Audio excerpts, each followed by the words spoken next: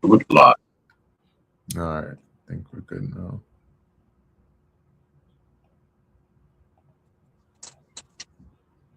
All right, cool. All right, Shalom. Shalom. Foremost, we want to give all praises, honor, and glory to Yahweh, Bahasham, Yahushai, Bahasham, Recha Kodesh. Double honors to the elders and the apostles of Great Millstone, and peace and blessings to the elect. And we in here once again. We're not out here once again. We in here once again. It's a indoor, stream, live church. We had some pretty heavy snow, last night into this morning. All right, so through the spirit, just decided to just do an indoor stream. But as you can see in the title, 2026 Project Genesix, which is a deliberate play on words there, 6G and implantable technologies. And this is basically the theme, right? This is the theme as we're seeing the things that are taking place that we know, brothers should know about the whole project Genesis and all of these things. And I saw a video, the elder brother Karataza from Vegas was doing a video on it, and he played a short clip in the beginning of this. I forgot, I don't know who who it was, but they were okay. It says a technology roundtable, but they were basically speaking to Trump, telling him like these are the plans, these are the things they're trying to do, and you can hear all the things that they're mentioning in there, and he himself says out of his mouth, which I'll play it soon, and then brothers can see and hear it for themselves.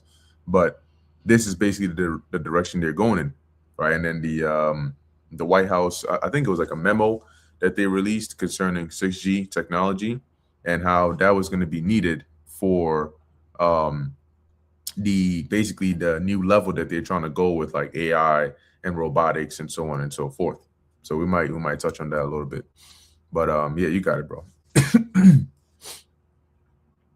Yeah, Khan. I got a quick precept here. This is the book of Habakkuk, chapter 2, and start off at verse 2. It says, "And the Lord Yahweh answered me and said, Write the vision and make it plain upon tables, that he may run that readeth it." Right. So, like we always go into, all right, the vision, right, being set for an appointed time, as is written in the next verse. This vision that we're talking about is the vision that the Lord gave the Apostle John on the Isle of Patmos in regards to this beast system, all right, and its implementation of the MOTB, right, which is otherwise known as the mark of the beast.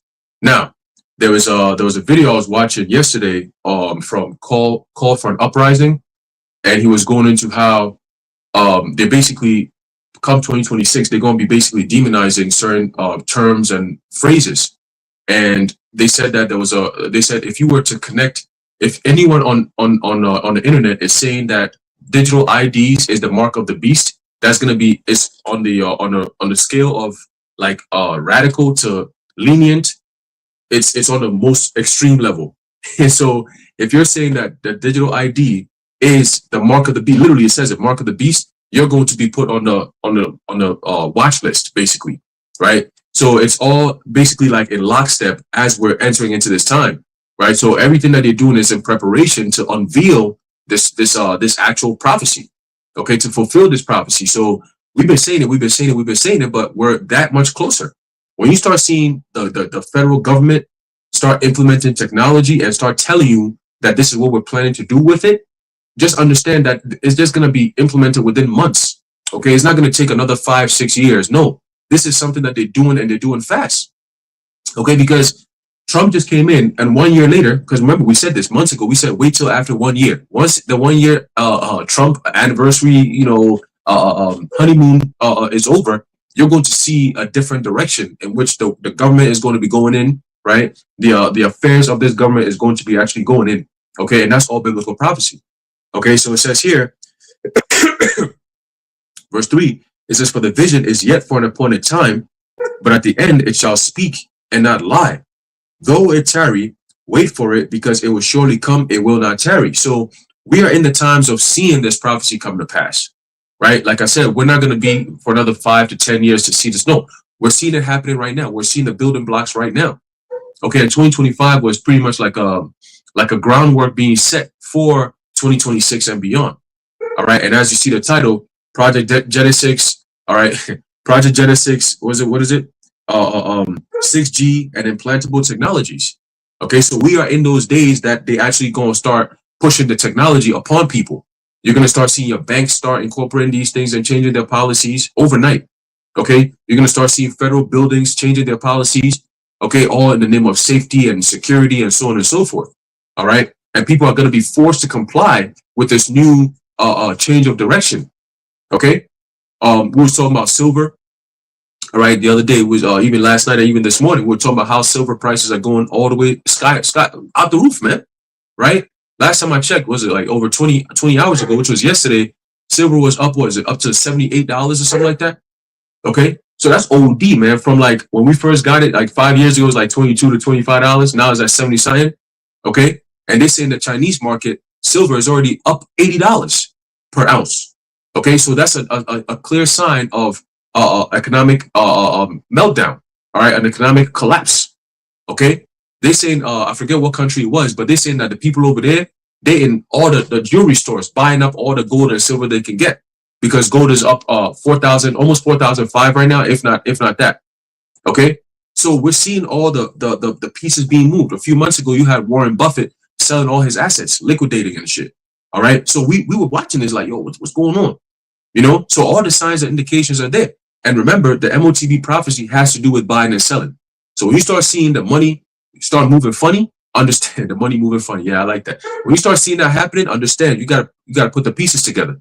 All right, you gotta put the pieces together. So we are in those days, man. We are in those days, and we can't wait to see what the Lord has in store. All right, come 2026, man. All right, but your brothers got it. You got something extra? Yeah, Shalom, Yabashim and Shabbat. I do have a precept. You know, I bring this out a lot, but we're gonna bring it out again, you know, because the scriptures is like that. It's repetitive. And we, you know, this message might seem repetitive, but we have to keep drilling the same points. This is the book of Matthew 16:1. The Pharisees also with the Sadducees came and tempting, desired him that he would shew them a sign from heaven. He answered and said unto them, when it is evening, ye say it will be fair weather, for the sky is red. And in the morning it will be foul weather today, for the sky is red and lowering. O ye hypocrites, ye can discern the face of the sky, but can ye not discern the signs of the times? So as the brother was going into money moving all different types of directions, that's out of the normal. All right, the price of silver and gold going up. These are all red blaring signs that something major is about to pop off in this year 2026. And you see people with their inspirational quotes. Oh, you know, 2026 is going to be the best year yet.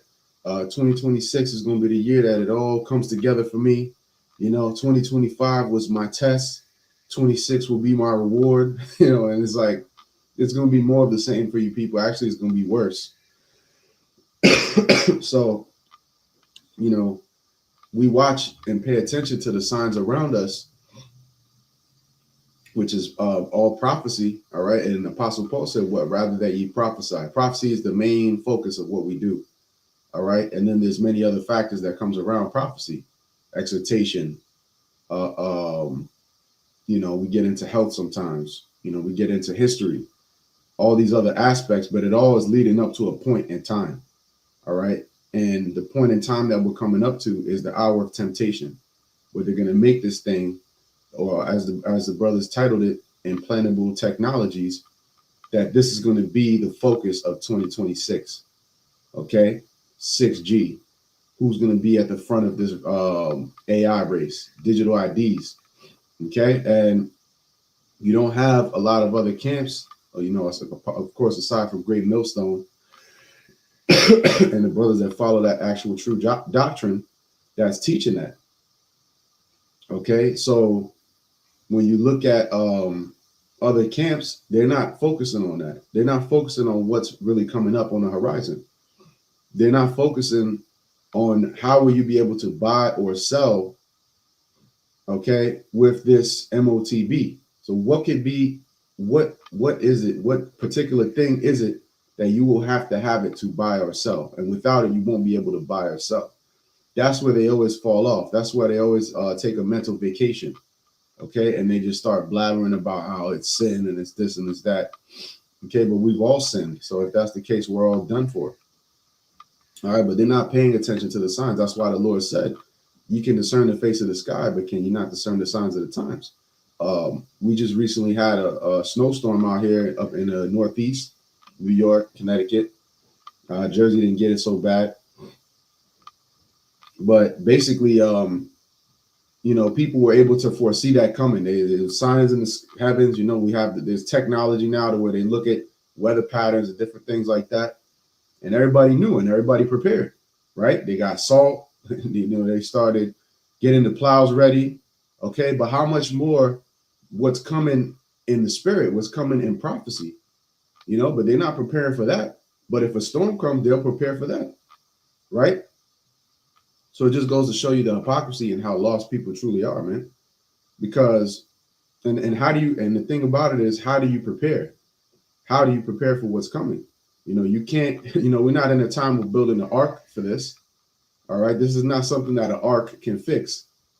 Okay. This is not something that us storing up, doomsday prepping can fix. Okay. What you have to be storing up in these last days is faith as a treasure. And when people hear that from us, they're like, oh, man, if that's what you're going to tell me to do, faith, come on, because they don't have any, So for them, that's unattainable or some pie in the sky concept. But that is essentially what you have to do. Store up faith as a treasure. That's what our Lord said to do, man. All right. Don't store treasure where moth and rust doth corrupt, but store your treasures in heaven. And that's where you're going to be able to cash in on that investment when all these things start happening, because you've already established a connection with a higher power, with the higher power, which is Yahweh, Bahashim Yahweh Shai. All right, but for those of you out there, you thought that was all nonsense. Faith is faith. I want to hear about some money talk. I want to hear about some business talk. We need to get the black and brown communities together and make business plans and all that. To them, this is a waste of time. But really, it's the opposite. What you're doing is a waste of time, and this is the only thing to be doing. All right, so that's it for me. Yeah, Khan. I have a video here, like I was mentioning before, and this is from the elder brother Karataza from GMS Vegas, from his channel. And I was just playing a little bit of it earlier. But basically, we can. It's a few seconds, a minute or two long, and then we can just hear what it is they're saying here. But you can see that they're moving very quickly with this. This isn't something they're trying to drag their feet on, and that's because the Most High has put the Spirit on them to move with haste when it comes to this. First of all, thank you for your vision. Thank you for understanding the importance of the American private sector and industry, I think, in the growth of the economy. I want to just build on some of the things that were said by my colleagues. I think we have built probably one of the most advanced technologies in the world. And part of it is because I think the commitment to innovation that we have in the country, but also the fact that it has been American technology for the world. So I think we have an incredible opportunity. When I think about what Michael said about exporting AI, I had a conversation with Secretary Howard. Now that the trade deal's been made, it is an opportunity to really build on those trade deals and export, I think, American technology. And also, as we think about the technology, it's an important factor to drive the reindustrialization, I think, of the country with technology. So we're incredibly excited about that. I think it's a big opportunity. I think it's the next wave of growth that we can build on those trade agreements. And I think it resonates what also Arvin said about the importance of the American technology stack.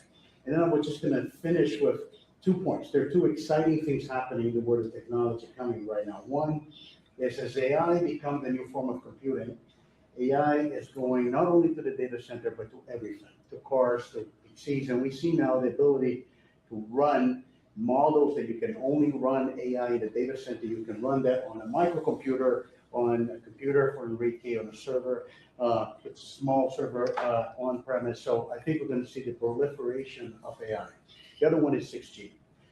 We had made commitment working with your administration, working with FCC. We're going to accelerate 6G. We're working to have a launch first in the world in the LA Olympics. And I think that's another opportunity for America to lead in the next wireless evolution. So thank you. Thank you for the opportunity. Thank you for the partnership. And we're going to be hard at work, driving that agenda. So we're into 6G now. I just 5G. I was a leader on 5G, getting that done, and now they're up to 6. Let's do it again. What does that do? Give you a little bit deeper view into somebody's skin, a little bit deeper view into somebody's skin, a little bit deeper view into somebody's skin. See how far we got it? I like the cameras the old days. So they just had a nice feature. Now they cover every little. Let's see, Michael, you're in good shape. But I tell you, it's so the 6 is coming, huh? Does it ever end? And what happens? You'll be into 7, right? Before 6 gets old, you'll be into 7. Anybody have anything else to say? Anybody? Yeah, so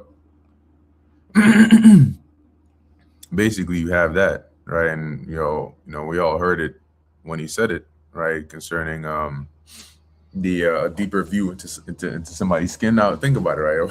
Of all the possible things that that would come to mind here in 6G technology, that's what he mentions, right? And so it goes to show you the direction, at least, that they're headed with this. And we know that they're going to end up at this very specific point because that's how the Most High set it up. Okay, there's no yeah, exactly, right. Subdermal surveillance. There's no other way in which this route is gonna go, because the Lord has put it in their minds to where the direction, the road they want to take is going to be directly on this path. And now with this whole groundwork that they're laying, as they have their Project Genesix and this presidential memorandum. Okay, I was watching the brother Yashalam did a video on it, and he basically linked in his in the description, so you can see it over there. But pretty much when you look at it, let me go ahead and remove this. Yeah, when you look at it, it lets you know the kinds of things that this 6G is supposed to pave the way for, all right, for them to be able to do. And they called it winning the 6G race. So if you notice, it's not just, the new technology they're bringing out, but it's it's spearheading it, is being at the top, is being the leader, the one that's pushing it. Okay, and that's the role that they're trying to assume, but that's all part of prophecy. Okay, remember that America is the whore that sits upon the beast. Okay, so I just want to highlight a few parts in here, but dealing with this this presidential memorandum, right? It says here, by the authority vested in me as president by the Constitution and the laws of the United States of America, I hereby direct Section 1, the purpose, the next generation of mobile communications networks, 6G, will be foundational to the national security, foreign policy, and economic prosperity of the United States. And the thing about this is that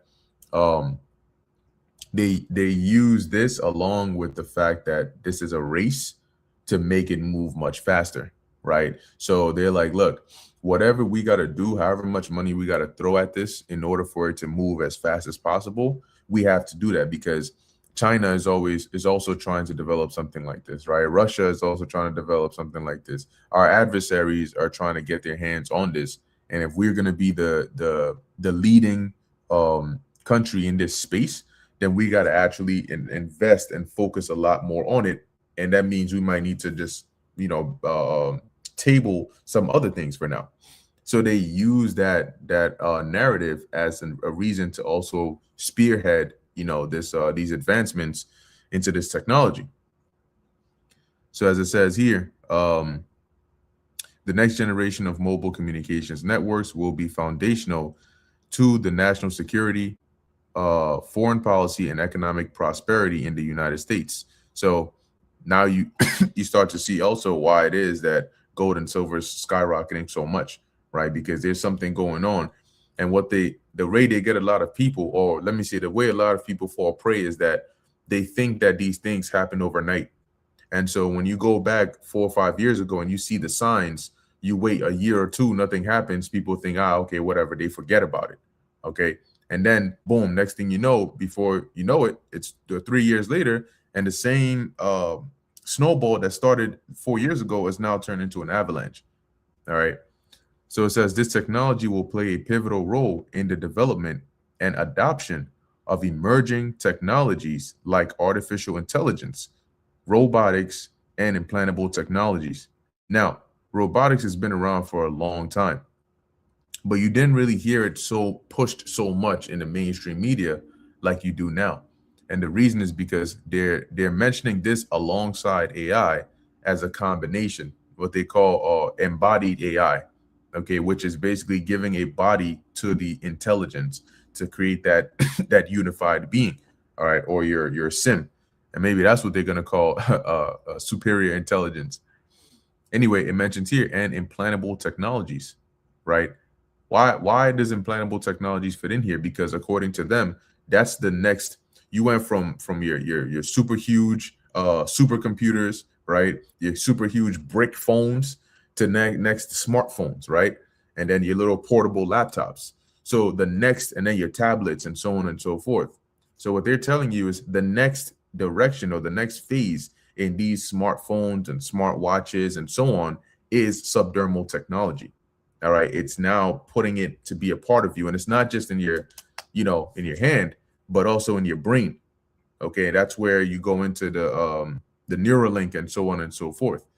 That's the next level. Okay. Or the next phase where this goes, the direction this goes in. That's why they threw that in there. And that's why he mentioned in the video, Trump mentioned, right?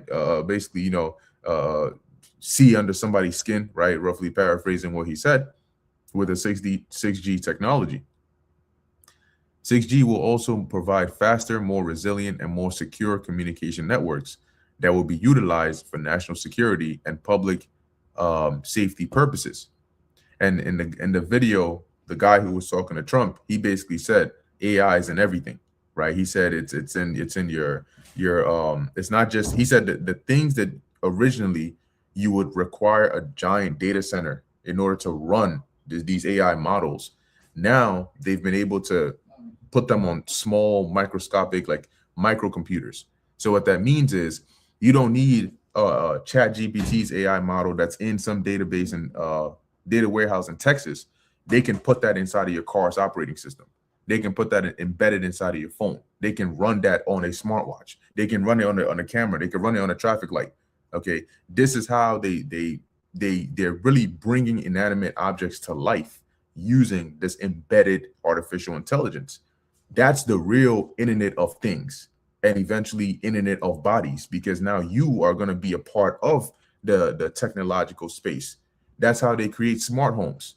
Okay, they embed AI into the home, into your television, into your heater, into your doors, into your stove, everything. So now it's like alive. And you communicated with it by you having that thing, and now you're a part of it all. So it goes beyond just, let me just stick something under your body and then call it a day. But yeah, you brothers got it. Yeah, Khan, that's a beautiful point. Oh, actually, are you going to say something? No, I was just going to add a quick point before you, if I may. Basically, I was thinking about it, and I would love to see what the scoffers and those that have been speaking against the MOTB being in technology, what they have to say about this. Because, and the crazy thing about, I was meditating on just now, some people are going to go and take this thing just to spite us, just to say like, hey, fuck them, man. They said that, all right, watch me take it. I'm going to take it in front of you just so you see me take it, just so you can see that it ain't that, all right? That's just straight pride, man. Pride goes before destruction, man. So they're going to do it to spite us out of their hatred for us.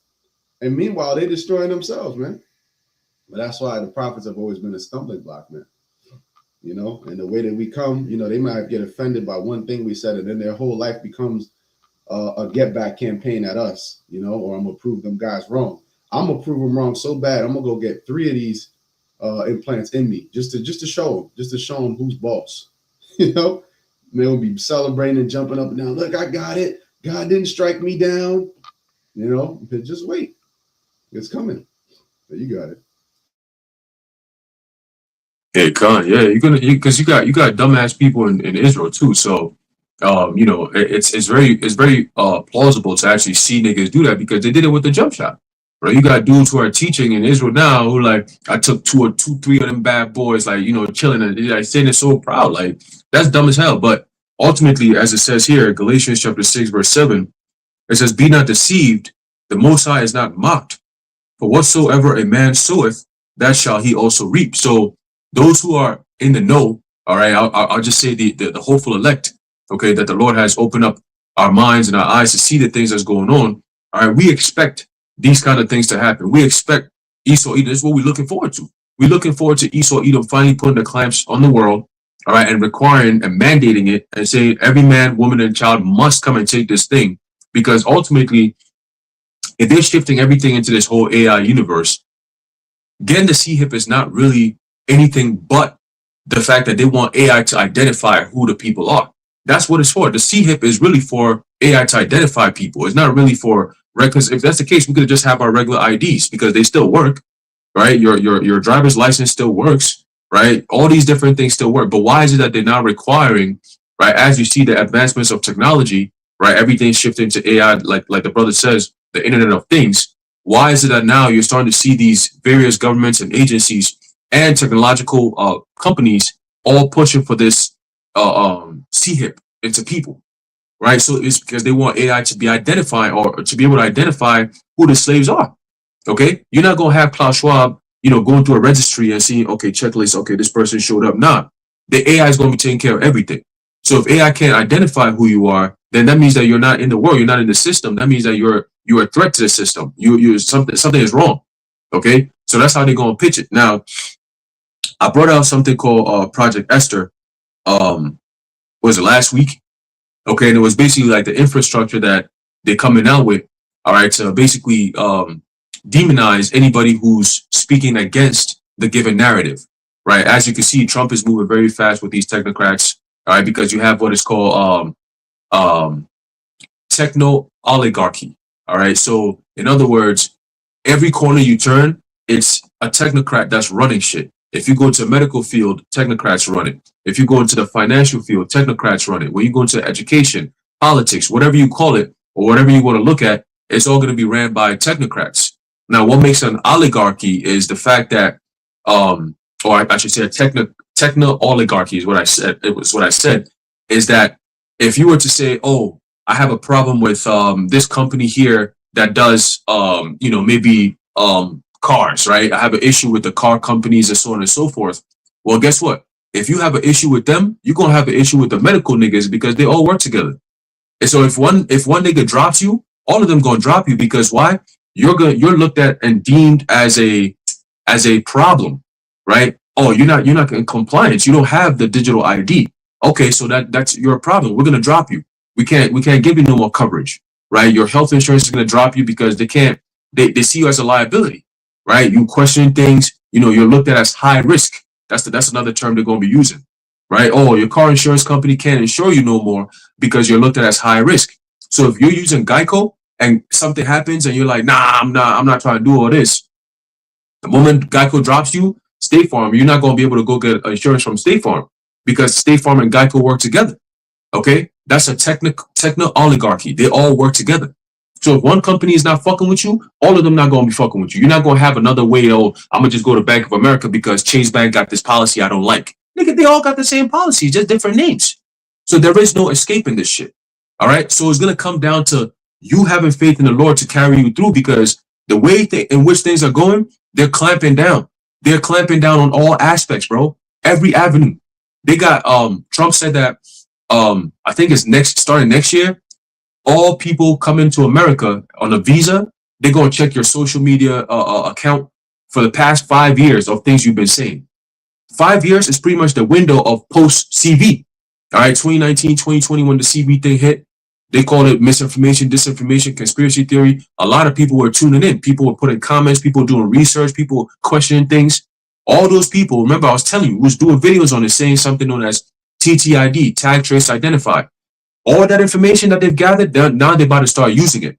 Okay? All the algorithmic videos and pictures and memes, all that stuff, if you're sharing memes, anything at all, they have you categorized as either high risk. As a matter of fact, I think I have it here. They got high risk, they got medium risk, and they got low risk. They got very high risk. All right. Now, this one thing here I want to bring out right here. This is something known as the ESTA/Visa program that they got going on. Give me 1 second. Let me just pull this up here. Right.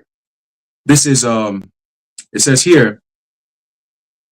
The U.S. Customs and Border Protection has implemented policies that can disqualify travelers from the visa waiver program based on certain travel history and other factors. Okay. Remember what Trump said, that he's going to implement the visa exit entry system. And he said we're going to have it on land. We're going to have it on sea. We're going to have it in the air, right? Pretty much all around. And they're going to use the border as an excuse.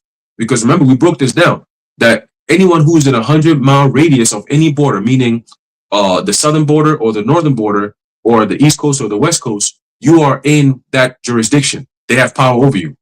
If you're 100-mile radius from any airport, you are still in that kind of border security. Like they can have jurisdiction over you as well.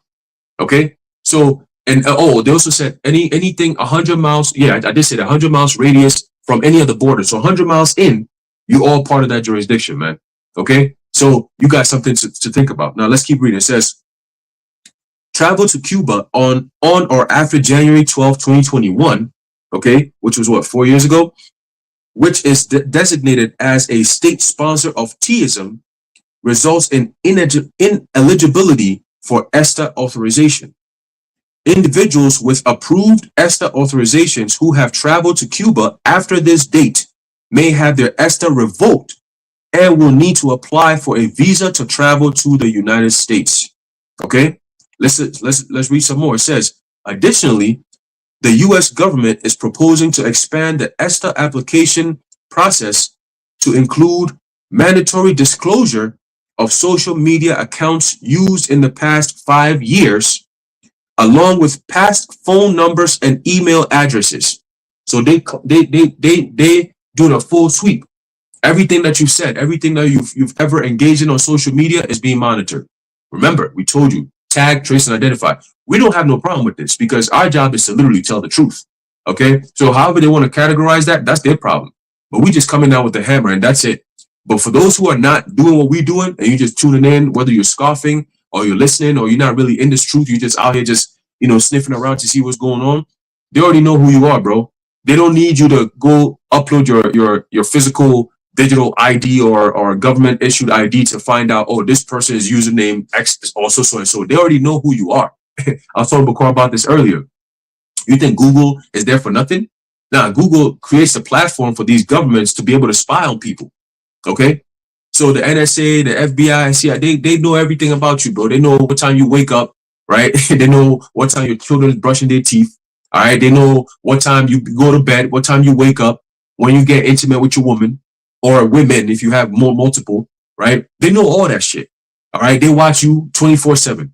Okay. They listen to all your phone conversations. Even though it's illegal, guess what? They still do it. Okay. They still do it because why?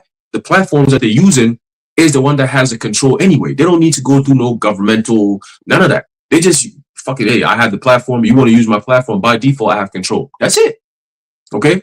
So it says here, it says this proposed rule filed on December 10th, 2025 is currently open for a 60-day public comment period with a final rule potentially issued in spring 2026. Okay. Spring 2026. All right. Let's keep going. While the current process remains unchanged, applicants are advised to prepare for these changes by gathering records of their phone presence and contact history. The U.S. government may scrutinize applicants' online content, particularly posts on politically sensitive topics, and failure to disclose social media accounts could lead to adverse outcomes, including questioning at the border or denial of entry. Okay. And then there's a whole lot more. Okay. They go into your travel history and so on, your criminal convictions, espionage, terrorism, treason, serious crimes like murder, all that shit. They're going to have all that stuff written on there for you. Now, let's check this out. What are some of the things that could potentially put you on a high risk, right? Let's check this. It says, what types of digital content, digital ID content, what kind of typical risk level and most likely outcomes from the ESTA/visa program, right? It says, sharing memes or articles on Great Reset surveillance without strong endorsement, that's medium risk, right? That one right there, that could get you off the list. Okay, you can't come to America. It says mild posts. You're worried about digital ID privacy erosion, and you're on a low level, but we're still watching you though. You're still on the list, but you're on a low level. It says debunking or neutral, right? Digital ID pros and cons discussion. That's very low. No issue seen or informed opinion. That's fine. No problem. You can discuss those things as long as you ain't doing nothing about it. It says tying to violence/extremism. An example, reset, or resisting digital ID tyranny by any means. That's a very high risk. Somebody who does that, things like that, you're on a high level right there. So immediate refusal, you can't even come here. Okay. Now check this out. This is the key. It says extreme conspiracy. For example, digital ID is the mark of the beast for global control. Let's fight it. That's you're on a high, super high. You see, it's that people like that is where we focus the most. It's a we're gonna be delaying. All right, we delay and then we deny because of this person has hostile attitudes to U.S. You got hostile attitudes to U.S. policy, which is all tied into executive orders and security focus, right? So because of your mindset, you have become a security threat. You see what I'm saying? So there is no need for you to be here at all. We're not going to give you no permission to come to America. Now, if you're already in America and you're an American citizen and you're engaging in this type of dialogue, we got something completely different for you. You see, that's where the guillotines come in. That's where the internment camps come in. All right, they're setting up internment camps right now as we speak. The military is doing that right now as we speak. All right, forget about Walmart going to turn into no. They take it to a whole nother level because now it was like 20 years ago when we were talking about the Walmart shit. They didn't have the AI technology right now that they do. So a lot of the plans that they had, it's been sped up and it's been changed. It's been reimagined. That's the word, reimagined. So now you're thinking, the guillotines. They're gonna have some nigga there that you could just give him the sad puppy eyes, and he's gonna be like, you know what? I'm gonna just let you slide through the bag, dude. I'm not gonna chop your head off. No. They got digital guillotines right now as we speak. Okay, and that's old news.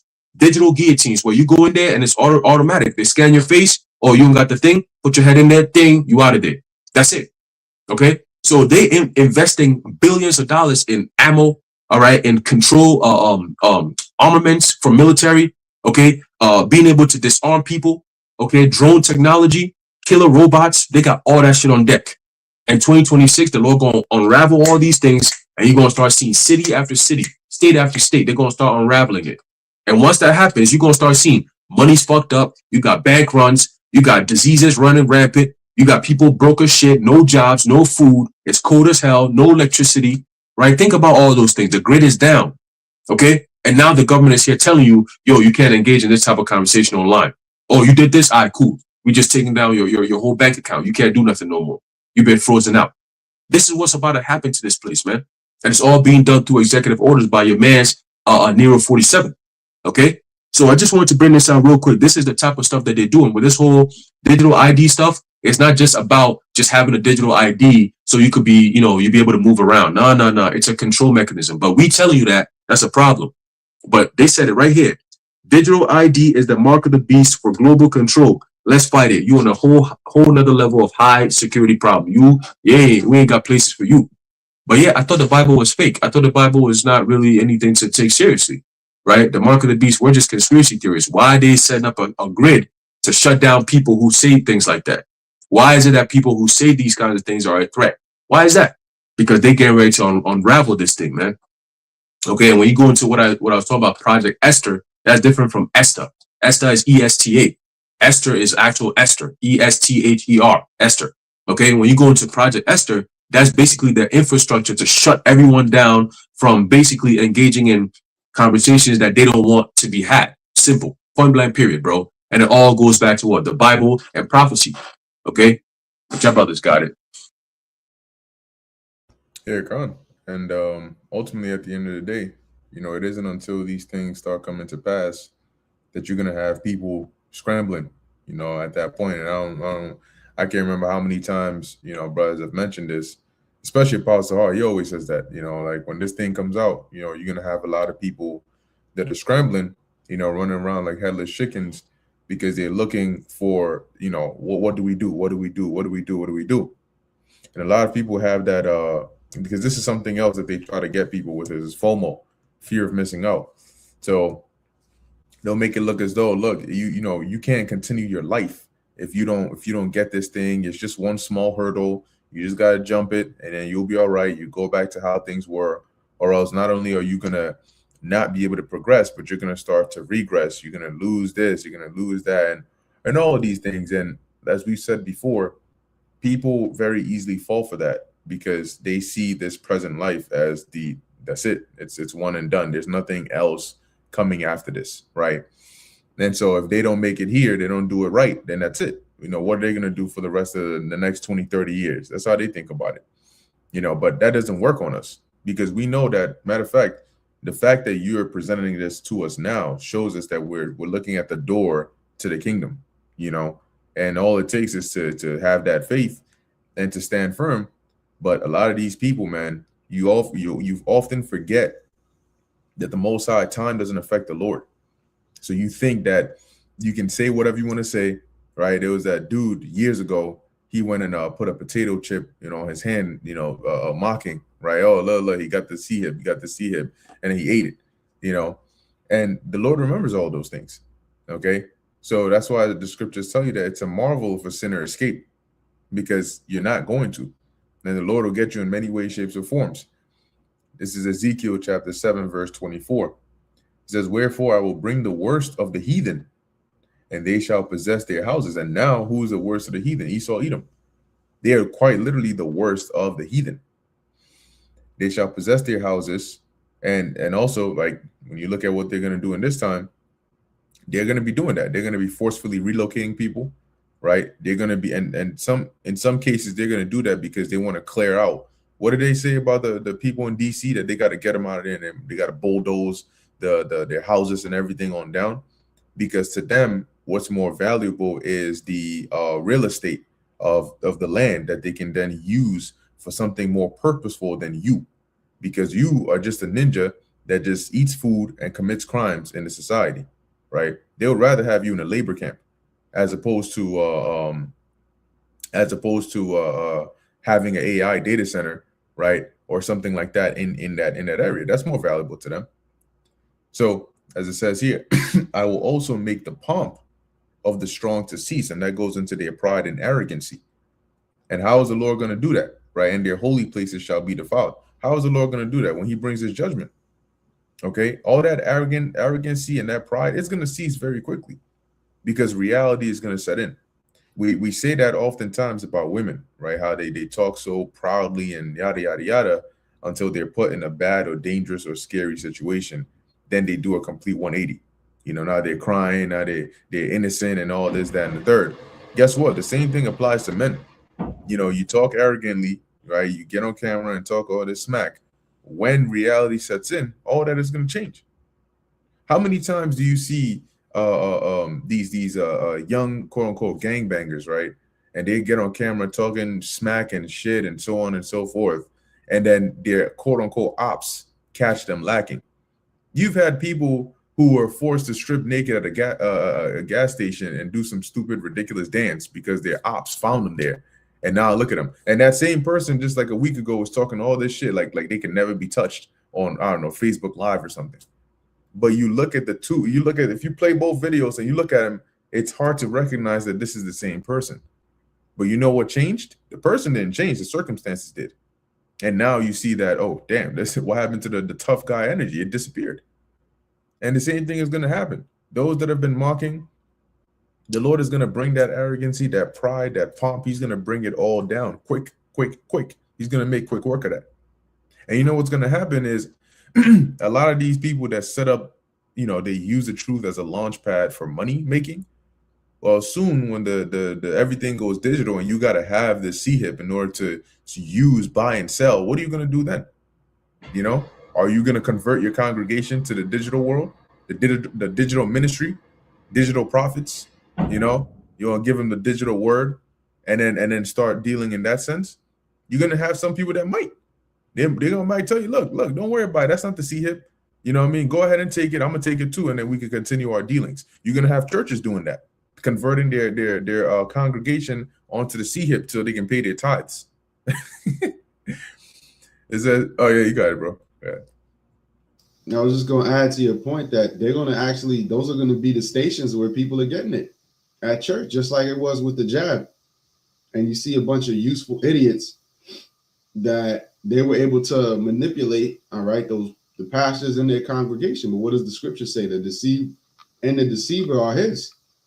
So even the one who's doing the deceiving, he may think, well, I'm going to cover my ass and I'm going to get in with these elites and I'm going to do their bidding. You're deceived too, because you're supposed to be a man of the Lord, claiming to be, picking up the Bible, but you leading the sheep off of a cliff. But you're going to go off that cliff too. You think you're going to just guide them.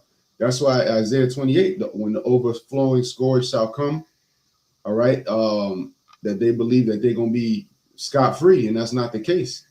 All right, you're going to have a worse judgment because you over here guiding them off the cliff. All right, they're going to get judged too because they're stupid and they followed you. But you're also going to be judged, man. All right? Yeah, God. So this is verse 25, Ezekiel 7:25. Destruction cometh, and they shall seek peace, and there shall be none. And there's going to be that, that reality that sets in where everything they thought they knew completely, flips 180 on its head. And we can see that now, but a lot of people can't. And when they get to that point where it's like, it's all fun and games when, when you read that, or people don't really read it, but when you look at those long ass contracts before you download an app or you create an account on a certain website and you just click through it, accept terms and services, and just so you can use the app. It's all fun and games until something happens where now you're in court and they're pulling out an excerpt from that long ass document you didn't read. Now, this app that you were so excited to breeze past the documentation to use is now become a curse because you're like, shit, I didn't even realize I was giving them this much power just so I can go and test it and see what it's like. And that's the same thing. Oh, yeah, AI is pretty cool. It can do this, that, and the third. But you know what? Let's make it better. Let's make it just be able to take it out of data centers and put in anything. Put it inside of the actual motherboard, the actual processor of the computers, right? Put it inside the actual processors of phones and watches and your light bulbs and shit, and even your walls. Imagine that. That's that Tony Stark joint. Here it is. Your wall starts talking to you and shit, and it's all fun and games when you think of the pros. Until you realize that with every pro, there's a con. Wherever there's light, there's darkness. Okay, you're not going to be able to escape darkness, and then there's light. So when the wall starts snitching on you, then it's a different kind of game, right? When the blender starts getting out of control, then it's a different kind of game, right? When your humanoid AI service in there freaking grabs your neck real tight and starts squeezing that shit, it's a different game. It's a different game, right? Because they want to make it realistic. But they forget that if you make it as real as a human being, you're running risks. Human beings are the reason you have murder. Human beings are the reason you have fraud. Human beings are the reason you have all of this violence in the world. Guess what? AI can do it and do it much better and quicker and more efficiently too. So imagine you got like and they show you in these movies like, was it Megan with the little robot doll and shit? And they always show and when you watch it, the beginning is all nice and sweet. And then it just turns rogue out of nowhere. iRobot, And here it is because yesterday you called it incompetent. It was just quiet. And then they went and sat in the chair somewhere. You're like, oh, look, that's so cute. Its feelings got hurt. So it went and sat in the corner somewhere. And now this morning it's just quiet, until the nigga grab your neck, like I said. Because them hands are cold, and they're strong. They're mechanical, And then the nigga threatens you a bit. And then after that, he lets you go. And when your family comes in, everything is back to being all sweet. See, when people start living in that realistic nightmare, they're gonna start thinking twice about it. But you know what the problem is? They're not gonna be able to escape it. Because the second, how many times have you seen that? The second you're trying to escape the shit, it pops up behind you. What are you doing? You know, what did you think you were gonna go on your computer and research something and I wouldn't know? Nigga, I'm plugged into your whole joint. You know, I'm the reason you got internet in the house. You know, I'm the reason your stove is working. And I know how to use a knife. You know, so these they can get real malicious like that. But people don't think about that. All right. So as it says in Ezekiel 7:25, destruction cometh, and they shall seek peace, and there shall be none. See, they're gonna seek peace. People are gonna see these same people. It seems impossible at first till it happens. It's these same people. Go, you know what? You want to see an example? Go and read the scriptures. Go and read the scriptures before the Lord brings a nation against Israel, and look at the shit they're doing. They literally open their mouth. I always quote this because it's so profoundly wicked that it's amazing, right? They open their mouth and said, "Look, don't waste your breath. We know the wickedness we're doing, and we're not gonna stop." You know, that's what they said. And the same people, when the judgment came upon them, were crying and running and screaming and crying on to the Lord. So it's the same thing in this time. All right. Verse 26, it says, mischief shall come upon mischief, and rumor shall be upon rumor. Then shall they seek a vision of the prophet. The same prophets they mocked, the same prophets they came against, they're going to want to seek a vision to see what do we do. But the law shall perish from the priest, and counsel from the ancients. And that's that direction, because the law tells you what you should do and what you shouldn't do, and counsel tells you what you should do and what you shouldn't do in certain situations. So when they go to the places seeking answers, they're not going to get answers, you know. And when they don't get those answers, they're going to start losing their minds, because you know what people fear? One of the most feared things is not knowing. That's one of the reasons why people fear death, because they don't know what happens after death, at least in their minds. Okay, they fear things that they don't know. If they don't know how it works, then they're afraid of it. How is it that you see somebody that has a pet lion, and to you scared as shit, but to them they're fine? Why? Because you don't know what that lion will do to you if you in the room with it just one-on-one. Dude gonna tell you he don't bite, but the dude's teeth is, you know, sharp as shit, smiling at you every 2 seconds. You know, they're lifting that shit, looking at you. So the owner is calm because he knows his animal. You're not, because you don't know that animal. You know. Last verse, verse 27. The king shall mourn, and the prince shall be clothed with desolation. That's a metaphor that, you know, it's like easily overlooked, but really think about what that means. You're clothed with desolation. Everybody got clothes on, right? These women, they like those body cons, you know, there's real extra tight clothing. But when you're clothed with desolation, it's all around you. You know, think about trying to quickly take off your clothes. You know, that shit takes a while, right? You got to take the shirt off. You got to move the arm up in here. You got to, you know, move all that shit off. Now imagine that's desolation wrapped around you like that, right up on your body. What that means is it's inescapable. Okay. It says, and the hands of the people of the land shall be troubled. I will do unto them after their way, and according to their deserts will I judge them, and they shall know that I am the Lord Yahweh. And the Lord is going to do that when your sweet AI robot that you have in your house, your home assistant that has blue eyes, them eyes turn red. That's when you're going to see that, oh shit, something is wrong. And it's not going to be a let me go and press the manual override and shut it down, because demons can very easily hop into those. Those are vessels, you know. And the Lord mentioned a time like never before. There's a reason why in these dystopian movies, they always show some shit going wrong.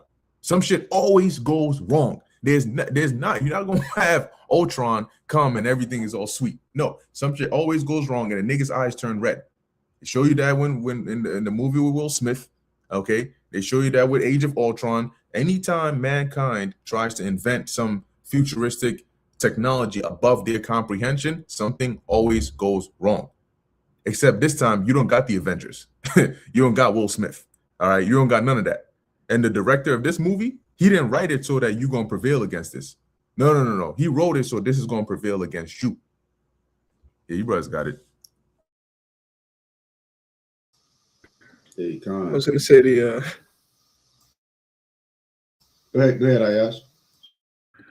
Now I was gonna say the Avengers may come for your ass. You know, if you read in the book of Micah, it talks about, you know, how those who the Lord imbues with spiritual power, they're gonna be in the midst. You know, so you think everything is bad. Now try having someone who could teleport, call down lightning, chasing your ass. You know, where you think you're gonna go? Yeah, yeah. You find Thor, you think he's gonna save you. You know, nah, bro, nah. But it's very interesting how you talked about the desolation being wrapped around you, and it made me think of what do you call it? I was watching, what do you call this documentary that zoologists make? The channel, was it? You brothers know what I'm Is that talking about. Discovery? Yes, No. yes, that one. And when you watch a python or like a boa constrictor, when they wrap around you, well, first of all, when they bite, their goal isn't to kill you with the bite. Their goal is to like wrap around you and squeeze you to death. Now, when they finally squeeze you to death, and you keep the water for that, sure, and they wrap around you, the more you yell, you're letting air out from your lungs, and then they fill that space tighter. So you're going to breathe in, and you find out, oh shit, I can't breathe in. So because you lost all the space that air was in, and then you're breathing again, trying to scream, oh fuck, it's getting tighter. The more you talk, the more, and that's how judgment is. You know, you think because the more you yell, the more, man, Jack is sassy, but that's how the Most High is going to hear it. You know, the scripture says that the prayers of the wicked is an abomination to him. So here it is, the Lord is mad at you. He's trying to put judgment on your ass, and you praying to him. Like, this nigga's still bugging me. Yo, Jack is sass more. Yo, what did he see? Somebody, yo, bro, bring six demons, bring your ass down here, and kind of jump him. And that's how it's gonna be, And I was just thinking about that, like, damn, I think there was another precept that actually said he was gonna sit, my feet was gonna like sit and rest upon you. Same thing, when you're getting crushed. For those who know jiu-jitsu, you know what it's like when you're getting choked out. It ain't fun, bro. It ain't.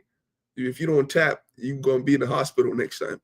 So it's just when you said that, it kind of drew my mind to that that analogy.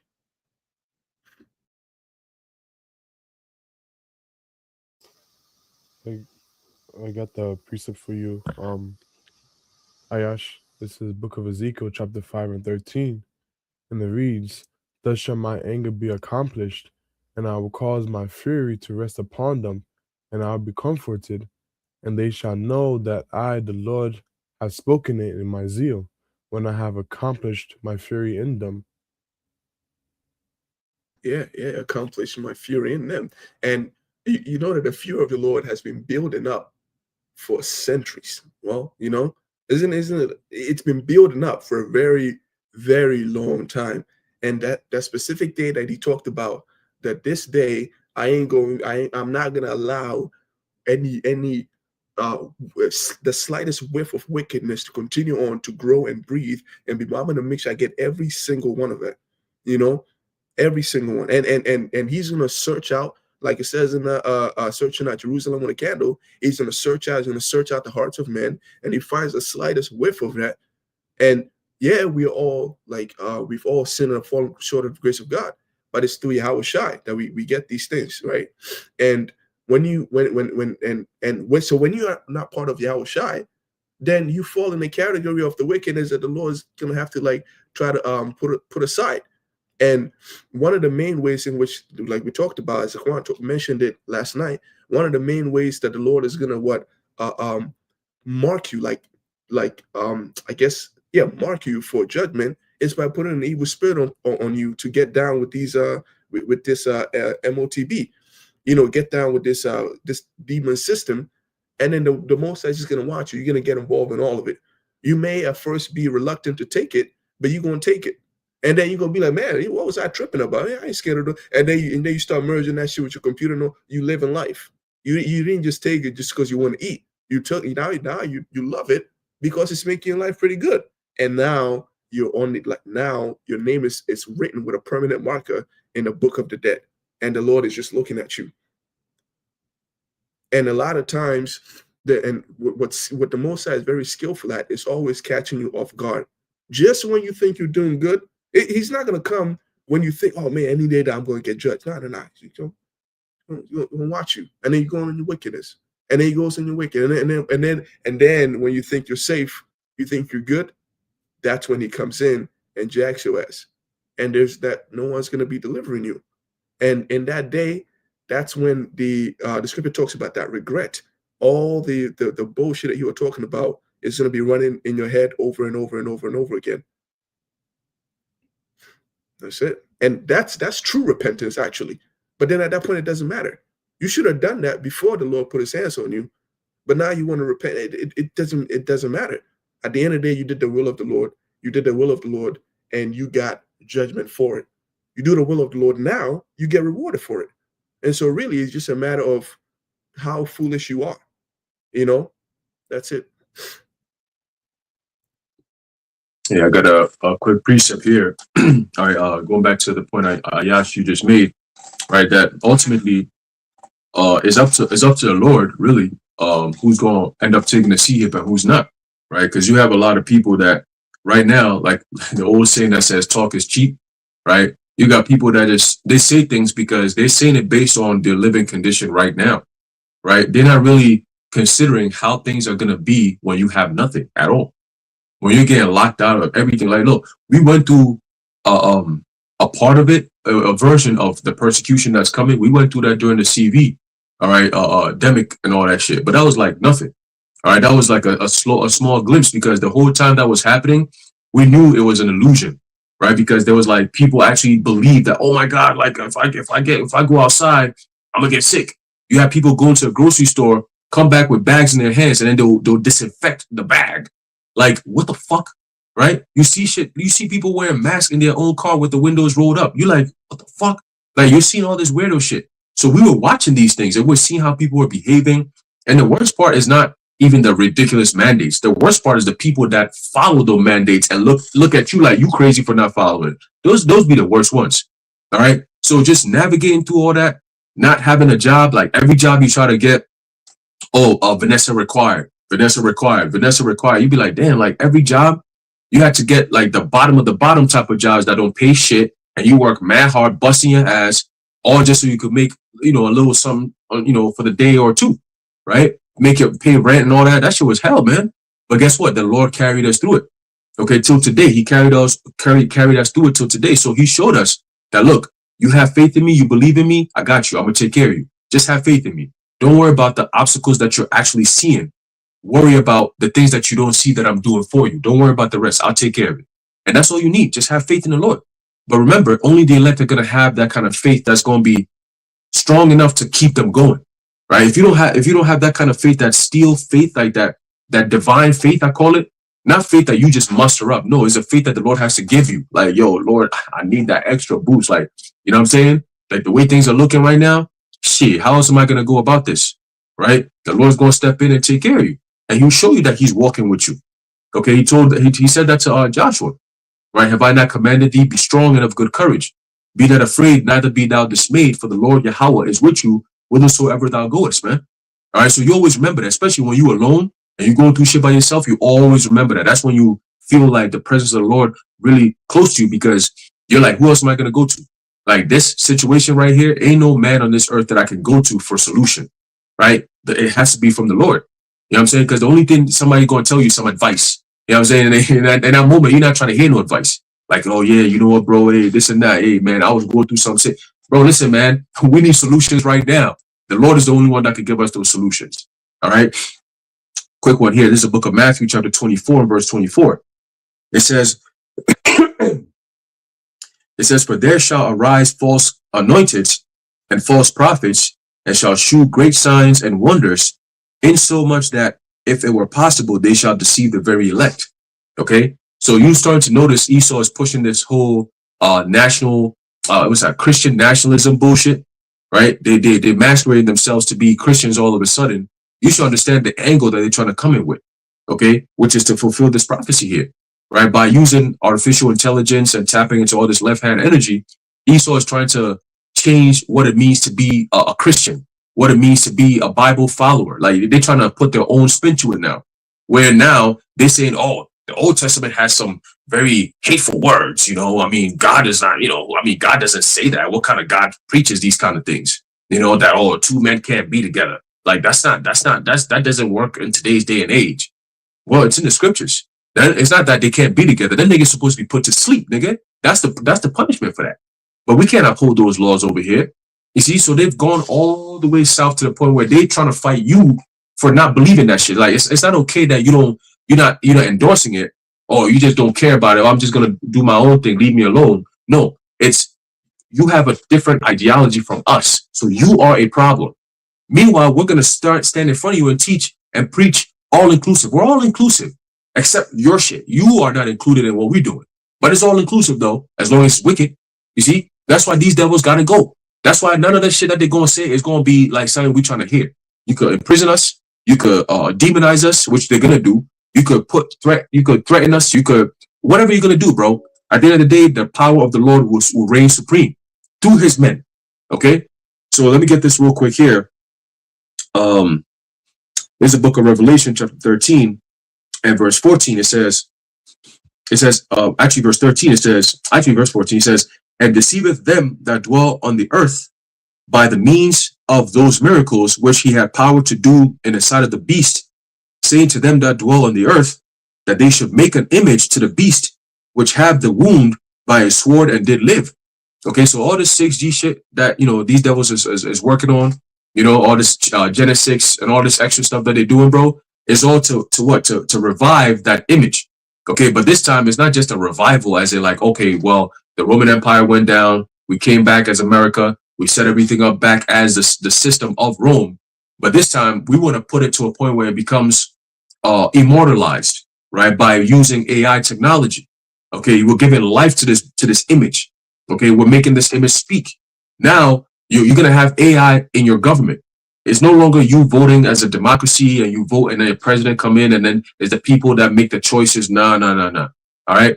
That's why Trump said, forget about voting. I'm gonna fix it. You Christians, don't worry about voting. I'm gonna fix it. In 4 years, you're not gonna be voting, which is true. Who the fuck you gonna be voting for? You're gonna be voting for what's the name? Elon Musk.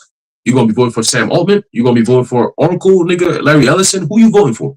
Because they're the ones that are running the government now. Okay. Palantir, Alex Karp and his buddy, his butt buddy, what's his name? Peter Thiel. Them two niggas, they're the ones that you're gonna be voting for? No. Right? So there will be no such thing as voting anymore. All right, everything is already predetermined. You just gotta go with it, or you're just gonna be eliminated. There's no access for you. There's no room for you. Okay, but for them to get to that point, they actually have to deceive you. It's a mantra. They have to deceive you. As a matter of fact, I have a quote, and I'm gonna read it real quick. This is from this high-level demon bitch witch.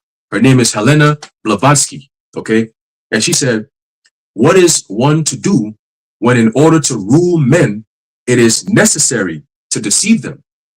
For almost invariably, the more simple, the more silly, and the more gross the phenomenon, the more likely it is to succeed." This is the mindset these devils have, bro. In order for us to rule men, we want to rule men. We have to rule men. That's just how we got to do things. We can't just be co-equals. We can't just live life and let people do whatever the hell they want. No, we want to rule men. But in order for us to do that, we got to deceive them niggas. We got to do all kinds of different debauchery, right? Number one, they have to demoralize a society. You've seen what's going on, even just the past 5 years alone. Like it's at an all-time high. Even brother's been talking about this whole over-sexualization of women and all kinds of shit, man. And it's not just women. They're tackling the children. During the Biden, them Biden days, man, you just take your kids out of school, bro, because they teaching them all kinds of whole ass homo shit, man. Okay? Things that children are not supposed to be exposed to. You go to different cultures, when your parents are watching a movie and there's even a kissing scene, you got to turn away. You're not even looking at that. Yeah, you act like you didn't even see that shit. You know what I'm saying? The scene pop up, you start playing with your toys and stuff. Like you act like ain't no TV playing and shit. Like, because your parents is watching it, you ain't trying to watch the same shit they watching. You know? If you got one of them storm down parents, you're gonna knock the back of your head. If you're still watching it, you hit the back of you like, what you watching? Turn your head. You know what I'm saying?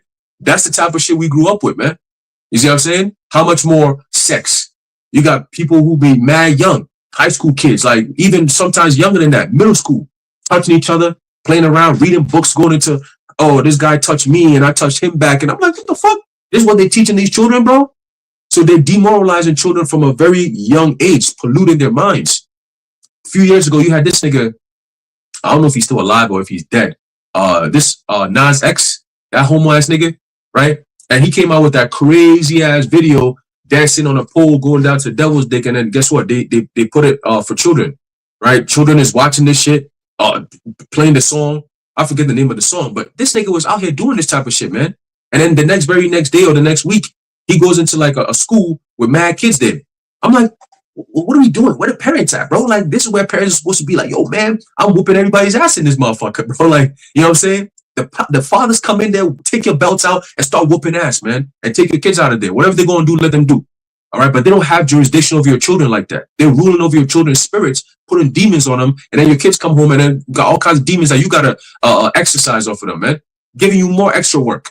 You focus on the truth. Now you got to go take demons off of your children because the schools and the principals and the teachers is all putting demons on your kids, man. All right? Getting them ready to be sacrificed to the image of Baal. That's what they're doing, man. All right? A lot of parents, you sending your children to these schools, soon you're not going to be seeing your kids no more. They're going to be in school one day, some shit going to happen. There's a lockdown. Next thing you know, them kids is being sent underground tunnel to them Jewish parishes and shit, them temples and shit. You're not going to see your kids no more. All right. Then Netanyahu just say that. He said 2026, parents expect your children to go die for wars for Israel. That's what he said. Okay. So it's talking about the little tender children to your teenage boys and girls that don't have no brains in their head, man. It's talking about all of them niggas, man. The YNs from NYC and all that, they all gonna get cooked. Okay. That's what's coming. That's the warning that we're giving you. Hey. Okay. So like I was gonna say real quick after your point, I do have a video.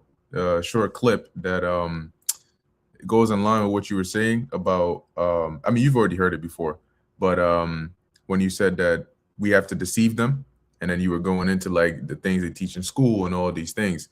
So I have a clip that goes with that. It's called "If I Were the Devil" by Paul Harvey, and you know, it pretty much basically shows you all that, you know. So I'll just play real quick. I didn't want to cut you off from your point, so I don't know if you finished your point. Okay. All right, let me just. You could play it. It's going to sum up everything we're saying anyway. It's very well done. God. All right, cool. So this is it. Go back a bit. If I were the devil, if I were the devil, if I were the prince of darkness, I'd want to engulf the whole world in darkness. And I'd have a third of its real estate and 4/5 of its population, but I wouldn't be happy until I had seized the ripest apple on the tree, thee. So I'd set about, however necessary, to take over the United States. I'd subvert the churches first. I'd begin with a campaign of whispers. With the wisdom of a serpent, I would whisper to you as I whispered to Eve, do as you please. To the young, I would whisper that the Bible is a myth. I would convince them that man created God instead of the other way around. I would confide that what's bad is good and what's good is square. And the old I would teach to pray after me, Our Father, which art in Washington. And then I'd get organized. I'd educate authors in how to make lurid literature exciting so that anything else would appear dull and uninteresting. I'd threaten TV with dirtier movies and vice versa. I'd peddle narcotics to whom I could. I'd sell alcohol to ladies and gentlemen of distinction. I'd tranquilize the rest with pills. If I were the devil, I'd soon have families at war with themselves, churches at war with themselves, and nations at war with themselves, until each in its turn was consumed. And with promises of higher ratings, I'd have mesmerizing media fanning the flames. If I were the devil, I would encourage schools. Real quick, before that point that he just mentioned right there about the ratings part, that's what you have today. A lot of people do things just for views and clicks, right? The more followers you have, the more views you get, the more important you are, which is really false because you have people that are plants. They're not organically popular. They're just made to seem popular because of propaganda, because of media manipulation. Okay, you know the media could make somebody likable or dislikable based on what they put out there, right? There's something called framing. Okay, they could frame something to make it seem good or bad. Okay, so the media actually has power to demonize somebody or to celebrate someone. Okay, they have the power to do that, and that's why, hey, when we were growing up, our pops used to always emphasize no TV. I mean, no TV. He didn't want to see none of that shit. TV was like a thing, like a no-no, right? If he caught you watching TV, he'll look at you funny, like, okay, so you watching TV, and he's probably gonna give you a countdown, like how long you gonna be sitting behind that TV screen? Is this all you're gonna do all day? If you're sitting behind a computer, you playing computer games and all that shit, rather than doing some Mavis Beacon typing, learning how to type, you got a problem with that. He got a problem with that. He always emphasized reading. Pick up a book and read. Read. Stop, study. He always used to say that. I want you boys to become scholars. He said the TV and all that shit is a waste of time. He said it's going to create an empty head. He said read and study. Because once you have the information in here, nobody could take it out of your head. And the example he always gave, and I'll never forget it, because I know you remember, he always said, look, always tell the truth no matter what happens. Even if they're going to kill you, even if everybody goes against you and you know something to be true, say that, speak the truth. And if they're going to kill you, let them kill you. And look where we are now. We actually live our life in the truth, right? Number two, he said, once you have the knowledge of understanding, like you have the truth, you have it in your head, he said, nobody can take that away from you. That's the true power. You know, that's the true power, because guess what? Somebody could come in, grab you and say, oh, look at all the knowledge he has. I'm going to slice your head in half. And then, but what's going to happen? He's going to take the knowledge out your head now? No, but you have it, right? So that's the most important thing. He always emphasized that. You see, so when you grow up in that kind of, you know, when you have that kind of upbringing, and then you see the modern day way of people doing things where they have no upbringing, there's a stark difference. Like we see them as complete, like, these are heathens to us. Like, nah, we don't fuck with these niggas. You see, but Esau, if he would have it his way, it'll be the opposite way around, where people look at us like we're the weird ones. Like, y'all don't watch TV, and we get that. Growing up, you know, you hang out with your friends. It'd be like, yo, that cartoon, da da da. We weren't watching cartoons growing up. It wasn't until we got older, living with our mom, that we were able to watch cartoons and shit. But growing up, pops, man, that shit was a no-no, bro. You better have a book in front of you reading. If he comes home and you doing anything else, playing, running around, doing all that dumb ass shit, to him is a waste of time. You in trouble. Okay? So if all parents or most parents were like that, trust me, yo, you have a whole bunch of upstanding citizens, and this type of shit that Esau is doing, it'll be very difficult for it to work. Okay? So a lot of things that you're seeing now is because of lack of parenting. That's where it goes down to, bro. And can you blame the parents? They don't have no structure, no biblical structure, right? When you got parents looking at us like we crazy, they got parents doing videos on Hebrew Israelite prophets. Can you believe that? When we giving you the guidance to life, these niggas turn around and make it seem like we preaching hate. And just understand, truth ain't hate. So if you mixing the two, shit, I don't know what to tell you. At this point, we can't even have no conversation with you. If you go and misinterpret truth and hate, I'm not really sure where we're going with that. The only thing that's gonna come down is just a slap to the side of your face, really, at that point, right? But you got it, bro. Gone. All right. I just want to add real quick, like the examples, you know, Haran is all talking about in the video tells you how it all actually begins with God, right? Like they got to teach you God is a myth. They take away that values that create a stable life. Now, Haran just said that, can you imagine a parent being able to raise his child, if I'm not mistaken, something along those lines? Can you imagine a parent being able to raise a child in today's society? Well, that's because during the feminist movement, they thought that they were being liberated. But what they didn't know was happening was that they were being conditioned to work like a fucking mule in a society. So they go out there, and then these elites will also like they do hike up the prices. So everyone is literally just living paycheck to paycheck. A person who would have been a grocery bagger at a grocery store and still be able to afford a mortgage, now he can't.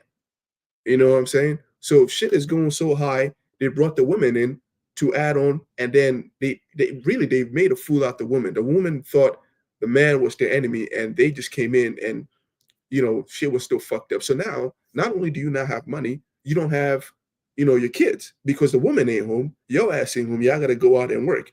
So all you do right now is what, even if you come home, you're tired. So you have no choice but to entertain your children or trust that the internet will teach your children. And then that's when all this shit comes into play. And then you realize, oh man, I effed up, I fucked up.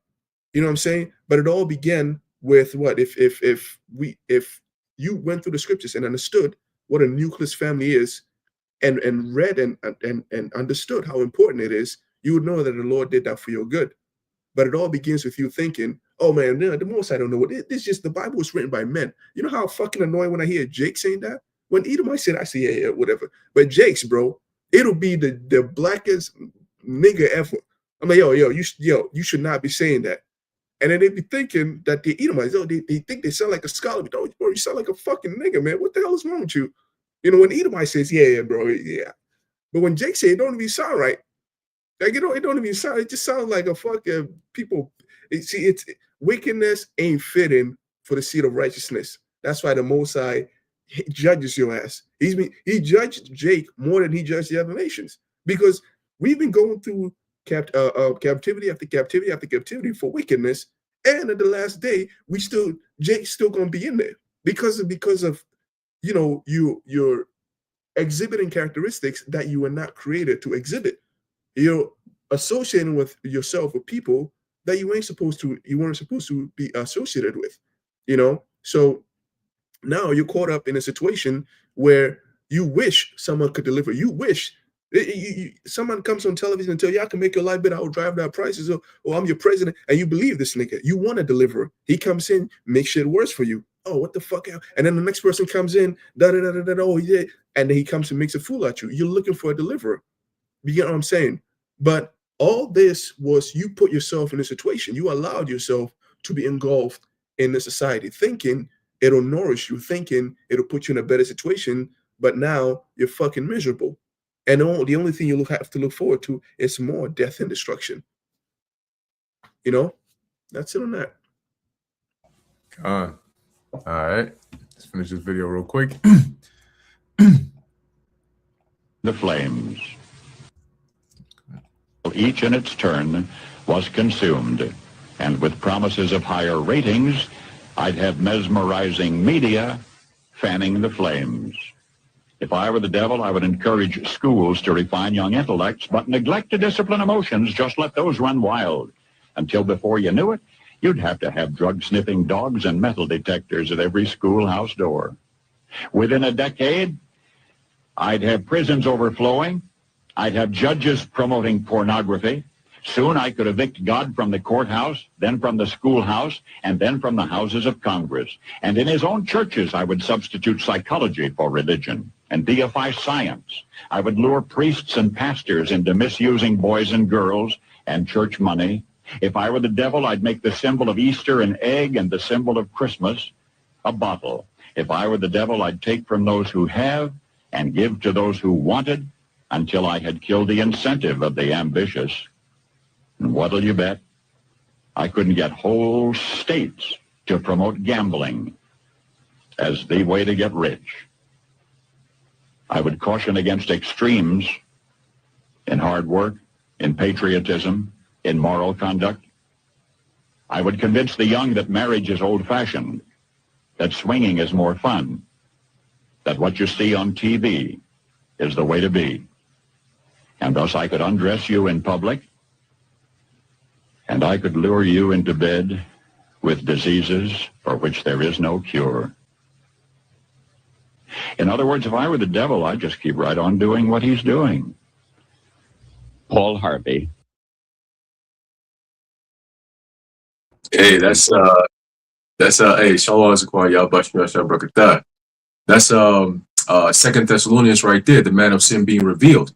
All right, so just even listen to that alone, you know, if you have the brains to see, right, or the eyes to see and the brains to comprehend what's going on, you actually speaking, you're seeing words and you're hearing voices or a voice, but the picture is clear in your mind. You can see America. You see America clear as day. That's Babylon. He just described the devil's playground. That's literally Babylon, the great America, bro.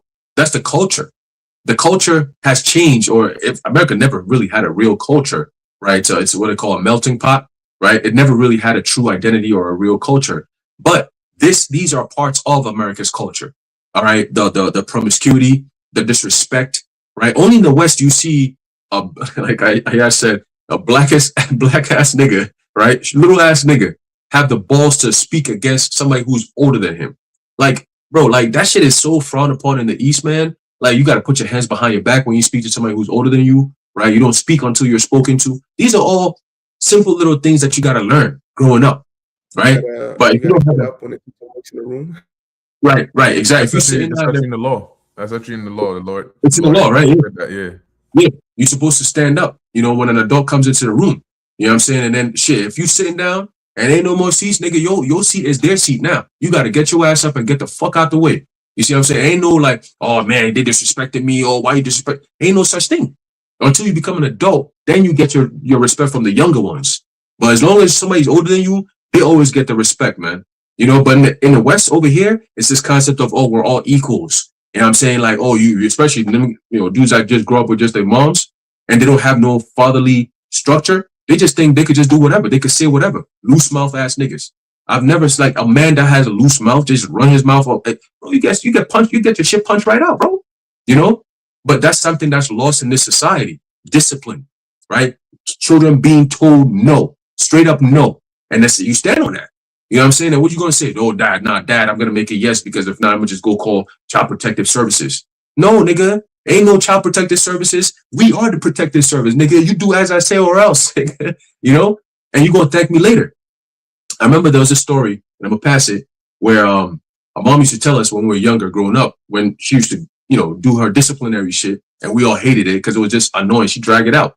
Talk, and be like, all right, I hear what you said. I'm not doing it no more, bro. Stop saying the same thing, right? She dragging the shit out. But she'll always say, right now, you might be angry and mad at me because I said this or I did this or whatever the case may be. But in the future, you're going to thank me. Because she said, if I don't do these things, you're going to end up somewhere you don't want to be, right? You're not going to have the structure or the wherewithal that in case some situation was to happen, you're not going to deal with it the right way. And at that point, the consequences will be worse than what I'm doing to you. She said there was a kid who the mother just basically let him do whatever the hell he wanted to do. Like, if he wanted anything, he could get it, whatever. Like, there's no boundaries, there's nothing. He was doing whatever. And the mom thought by doing that and saying yes to him and whatever he wanted, she just say, yes, okay, baby, don't worry, I'll give you an iPad. Or you want a phone, I'll give you a new phone. Oh, you want this food, I'll buy you this food. Like, all this shit. She just gave him everything he wanted. And what happened as he got older, he became so out of control that he thought that's how the world is. I get whatever I want, whenever I want. And this nigga went and did some dumb shit. He got caught in prison, serving life in there. So as he's in there, he asked for his mother. He said, Mom, I got to talk to you. But what I'm going to say, I need you to get close to me so I can say it into your ear. So she brought her ear, crying and shit. She brought her ear to the side of the jail cell. And then this nigga bit the fuck out of her ear and just bit that shit right off. And she said, damn, why the fuck did you bite my ear off? And then he was basically telling her, like, it's because of you that I've ended up in this situation. Because you weren't a real parent. You should have told me no. You see, I bit your ear off because I felt like you should have been the one to pull my ear when I wasn't listening. You know what I'm saying? And that's the thing in a contradiction. You do some dumb shit, they'll grab your ear and then they'll yank you. So you your ear being held and you know, did I tell you not to go here and then you pull your ear all the way? That's a lost art. If they were to bring that shit back, man, listen, bro, everybody will be in order, man. You know what I'm saying? You don't gotta hit no child. Yo, listen, get on your knees and face the corner and put your hands up. And you just be there for hours by yourself. Everybody left and you just in the corner by yourself. People playing and you can't turn around to see, oh, what's going on? You're just in that corner. Your head is in the corner by yourself. That's timeout. These people, American parents, they be like, timeout. They just take the iPad away. That's timeout. Nah. Go to Ghana, you're going to get a real timeout, nigga. You know what I'm saying? But that's all part of the discipline. And then when you grow up, you're so on point. You're not really phased. Everywhere you go, people are like, damn, like, you different. Yo, you different. Yeah, you don't know what I've been through, nigga. That's how I became this way, you know? But that's all what? To glorify Yahweh Ba'ashem Yahweh Shai, because you stick to a strict code of conduct.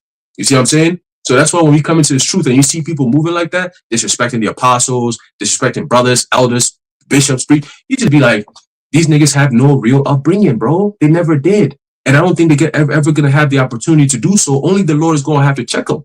All right? Because once you start disrespecting like that, it's like, all right, you're not cut or fit to be here.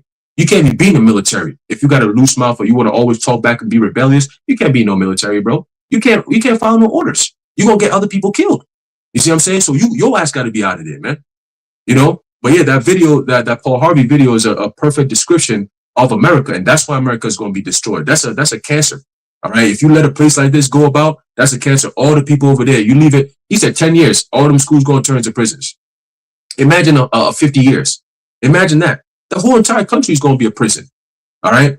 So, yeah, man, that's why America is going to be destroyed. It has to be destroyed in order for us to bring peace upon the face of the earth again. And this man got to go. All right? That brother's got it. Yeah, a quick point. Then let the Zaquan get some words.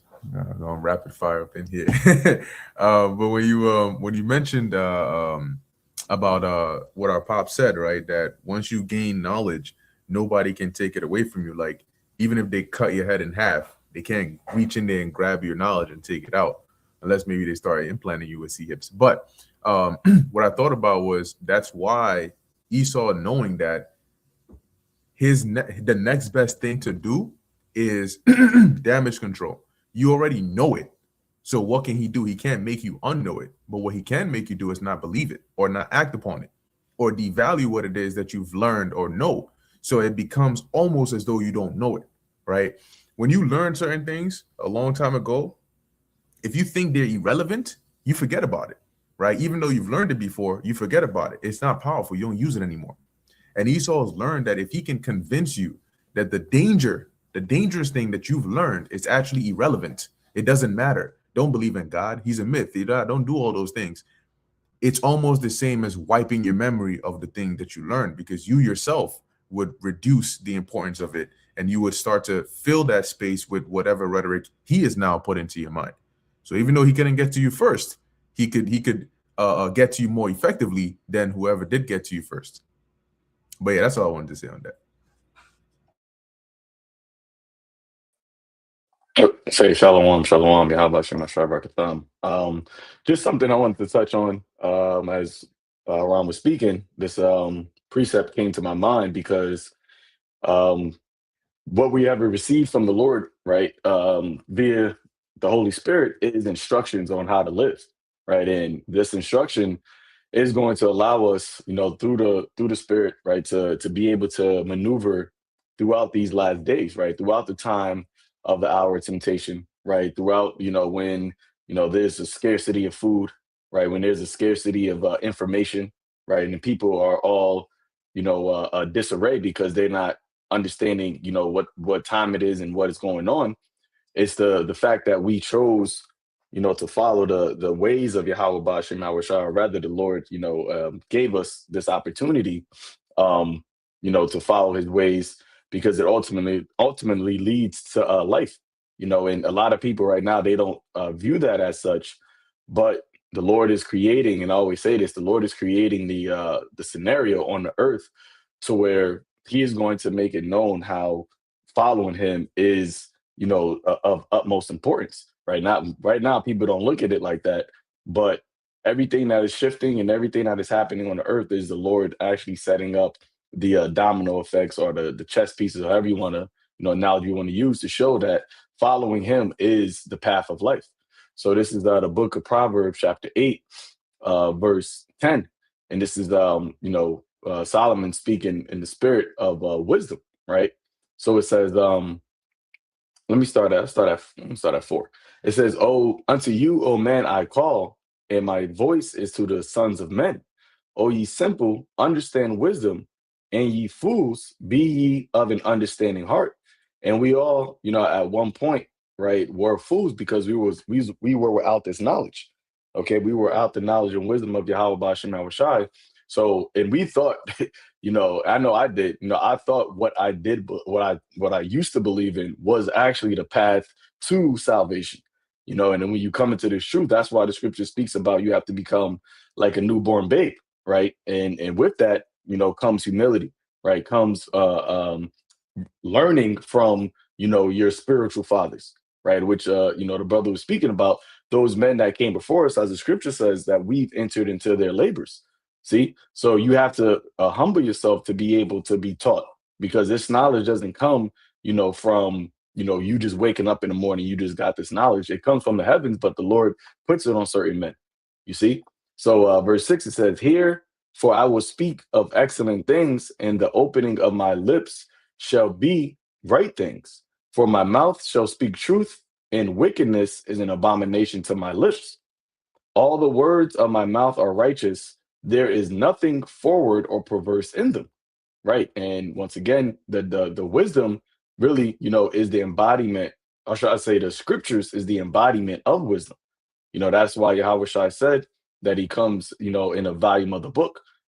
All right. Everything that, we need when it pertains to salvation, right? And even life lessons, right? Even spiritual life lessons, inside joke.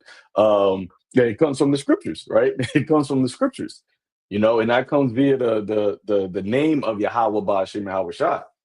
You see, it says they are, where was that? Verse 9. They are all plain to him that understandeth, and right to him that find knowledge. Receive my receive my instruction, and not silver, and knowledge rather than choice gold. All right, because as Yahweh Shai said, you can't serve two masters, right? You're not going to be able to, put on the mind of Yahweh Shai, and then also, chase after the things of this world, right? Which all are surrounded by money. All right, but when you come to this knowledge and truth, and as the scripture says that at first it starts with you, it deals with you in perverse or crooked ways, but eventually when you stay at it, right, and you go through the various different obstacles and trials to show yourself serious and diligent, then you start the ways become plain unto you. I think that's in the book of Sirach, where it says, as his ways are plain unto the holy, right, they are a stumbling block unto the unwise, or unto the wicked. See, and a lot of people see what we see as plain and holy and right. They see the same thing, but they look at it as being a stumbling block because it gets in the way of what they desire, what they want, which all, like we was talking last night, all pertains to the flesh. Okay, but going into what brothers were speaking about the up and coming, various different things that Esau got, coming down the pipeline. All of that is going to really attack your understanding of what time it is, right? And a lot of people, they're not seeing how all of this is lined up to what the scripture says, right? All these things that are happening, how it plays out via prophecy, right? And that is why, as it says in Isaiah the 13th, the 30th, was that 30th chapter, 31st chapter, that they're going to go down to Egypt for help, right? Because Egypt is creating via Esau Edom, he is creating, a situation, right? A problem, and then coming with a solution that seems right, knowledgeable, or seems wise, but at the end of it, as it says in Proverbs 14, the end of it is death. Okay, the end of it is death. But when you follow the path of wisdom, the end of it is life. Okay, and the beginning of knowledge, I think there's another one. What is that? Let me find that one real quick. Yeah. Proverbs 1 verse 7, it says, "To the fear of the Lord is the beginning of knowledge, but fools despise wisdom and instruction." All right. So fools despise wisdom and instruction, which is why you don't have a lot of people that are, subscribed to the truth, because most people are foolish. And when you talk to people on a day to day, you can see just how, simple minded a lot of people are, and even in regular conversation, people don't have a higher thinking. They may have gone to, and that's how you know that these schools, right, what they call higher education, is all bullshit. Because here it is, you go and pay thousands and tens of thousands of dollars, and I've done it, right? You go and pay all this money to obtain a higher learning, and it's an indoctrination, which really doesn't really add any value to your actual life when it comes to knowledge, wisdom, right? Being able to have discernment, all of these virtues that you're going to need in these latter days. You're not getting that at any of Esau's educational, schools. Okay, and then the actual wisdom and instruction that will, give you that type of information. The Lord has it out there for free, but you despise it, right? Because it comes with a certain level of discipline. And that's what people really despise, right? They despise the discipline that it takes in order to obtain wisdom, in order to obtain, knowledge and instruction from the Lord. Okay, but once again, the Wadi Bashim Shai, that he saw fit for us to receive it, man. And that's something that we can never take for granted. But you got it. God, yeah. Like you were saying, matter of fact, I think there's a precept on that where it says he hath given it to babes, from the, let's see if I can find it. You know, because ultimately, as the scriptures tell us, man, the Lord doesn't see things as man does, right? Man sees, you know, the outer things. Like a perfect example is even with Samuel. Samuel, as great of a prophet as he was, when he went to anoint David, when he saw David's older brother, his first, oh, surely it got to be him. He just looks like the kind of guy. You know what I'm saying? Like, just look at him. Oh my gosh. But the Lord was like, no, it's not him. In fact, it's the one you least expect.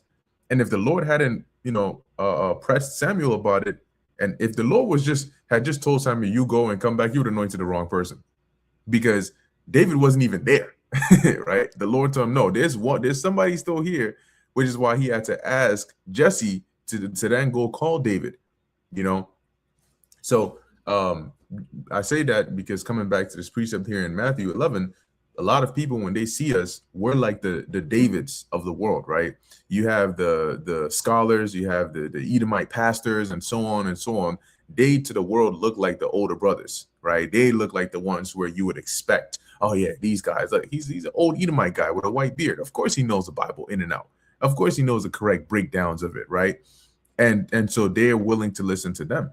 But when they see us out here in the, you know, which literally what we're doing is tending to the Lord's sheep. Well, when they see that, in their minds, they're thinking, nah, these guys cannot be the ones. You know, there's no way.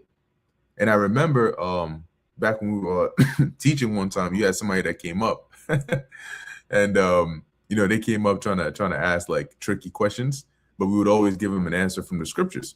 And I forgot what the answer he said was, but he basically said, like, it's crazy how when he first looked at us, he thought, yeah, what do these guys know? I'm just gonna go and trip them up.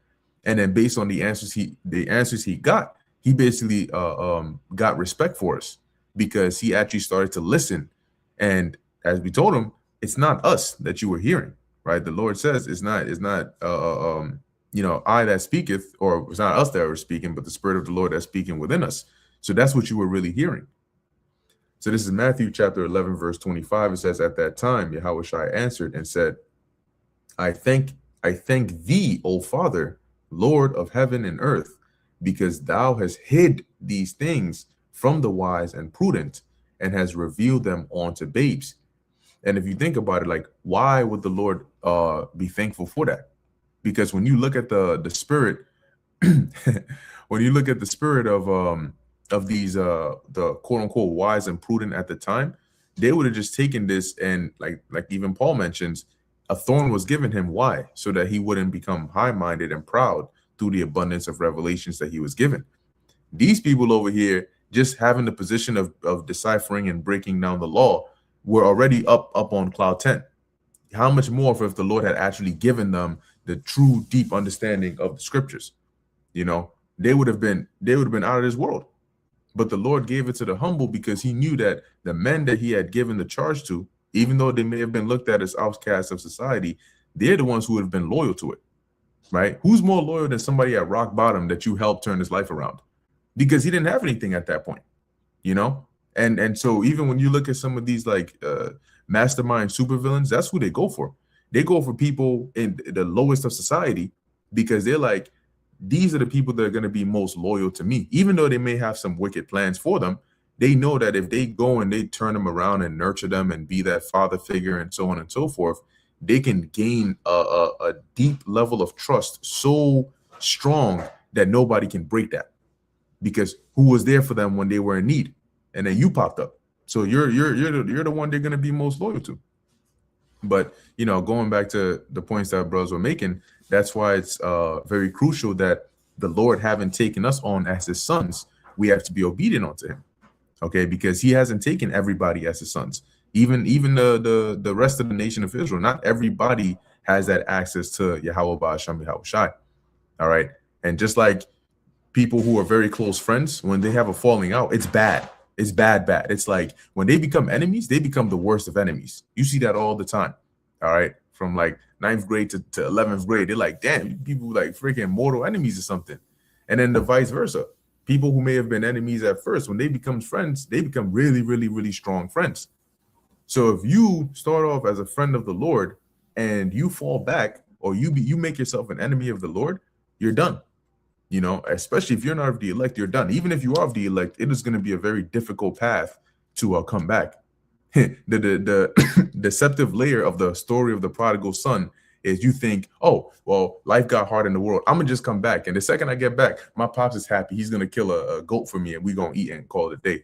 No, no, no, no. The way the Lord, the story of that is to show you that there are some who will go astray, but the Lord will still bring them back. How you come back ain't gonna be, oh yeah, just come back. I have a feast for you. No, no, no, no, no, no. The Most High is going to try you. You're still gonna be punished, right? Look at David.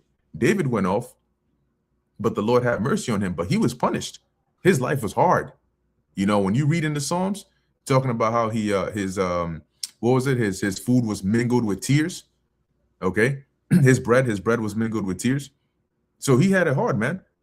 You know, going through all that. Imagine the shit that his own son did to him.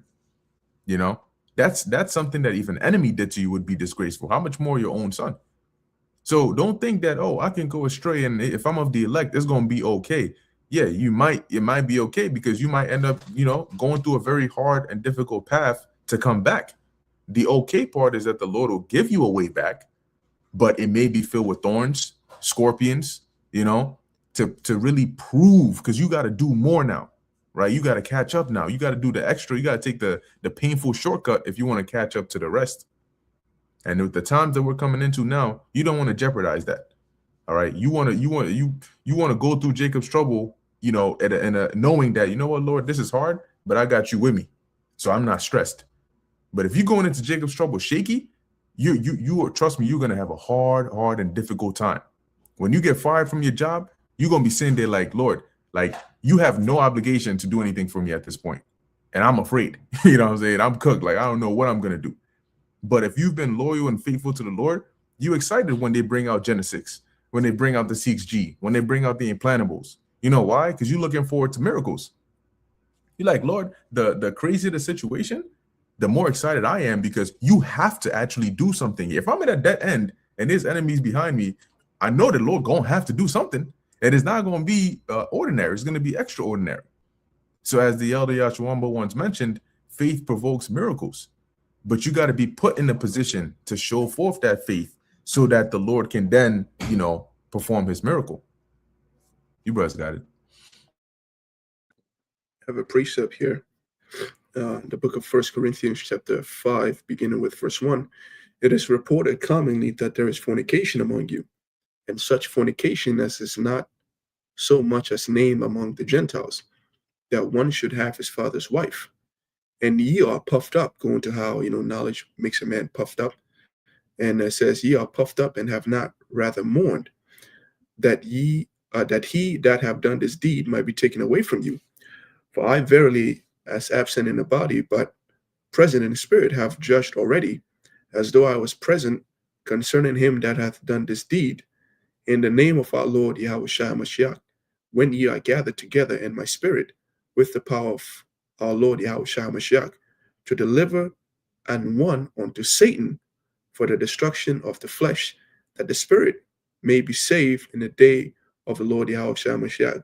So, you know, adding on to Bakwa, your point, how if you know, stray off, the Lord ain't just going to be all in. Let me go. He's not going to simp after you, pretty much. And he's just not going to wait for you to come in here with no barriers, no trial, no nothing, just for you to come in there and do the same shit all over again. He's going to try you.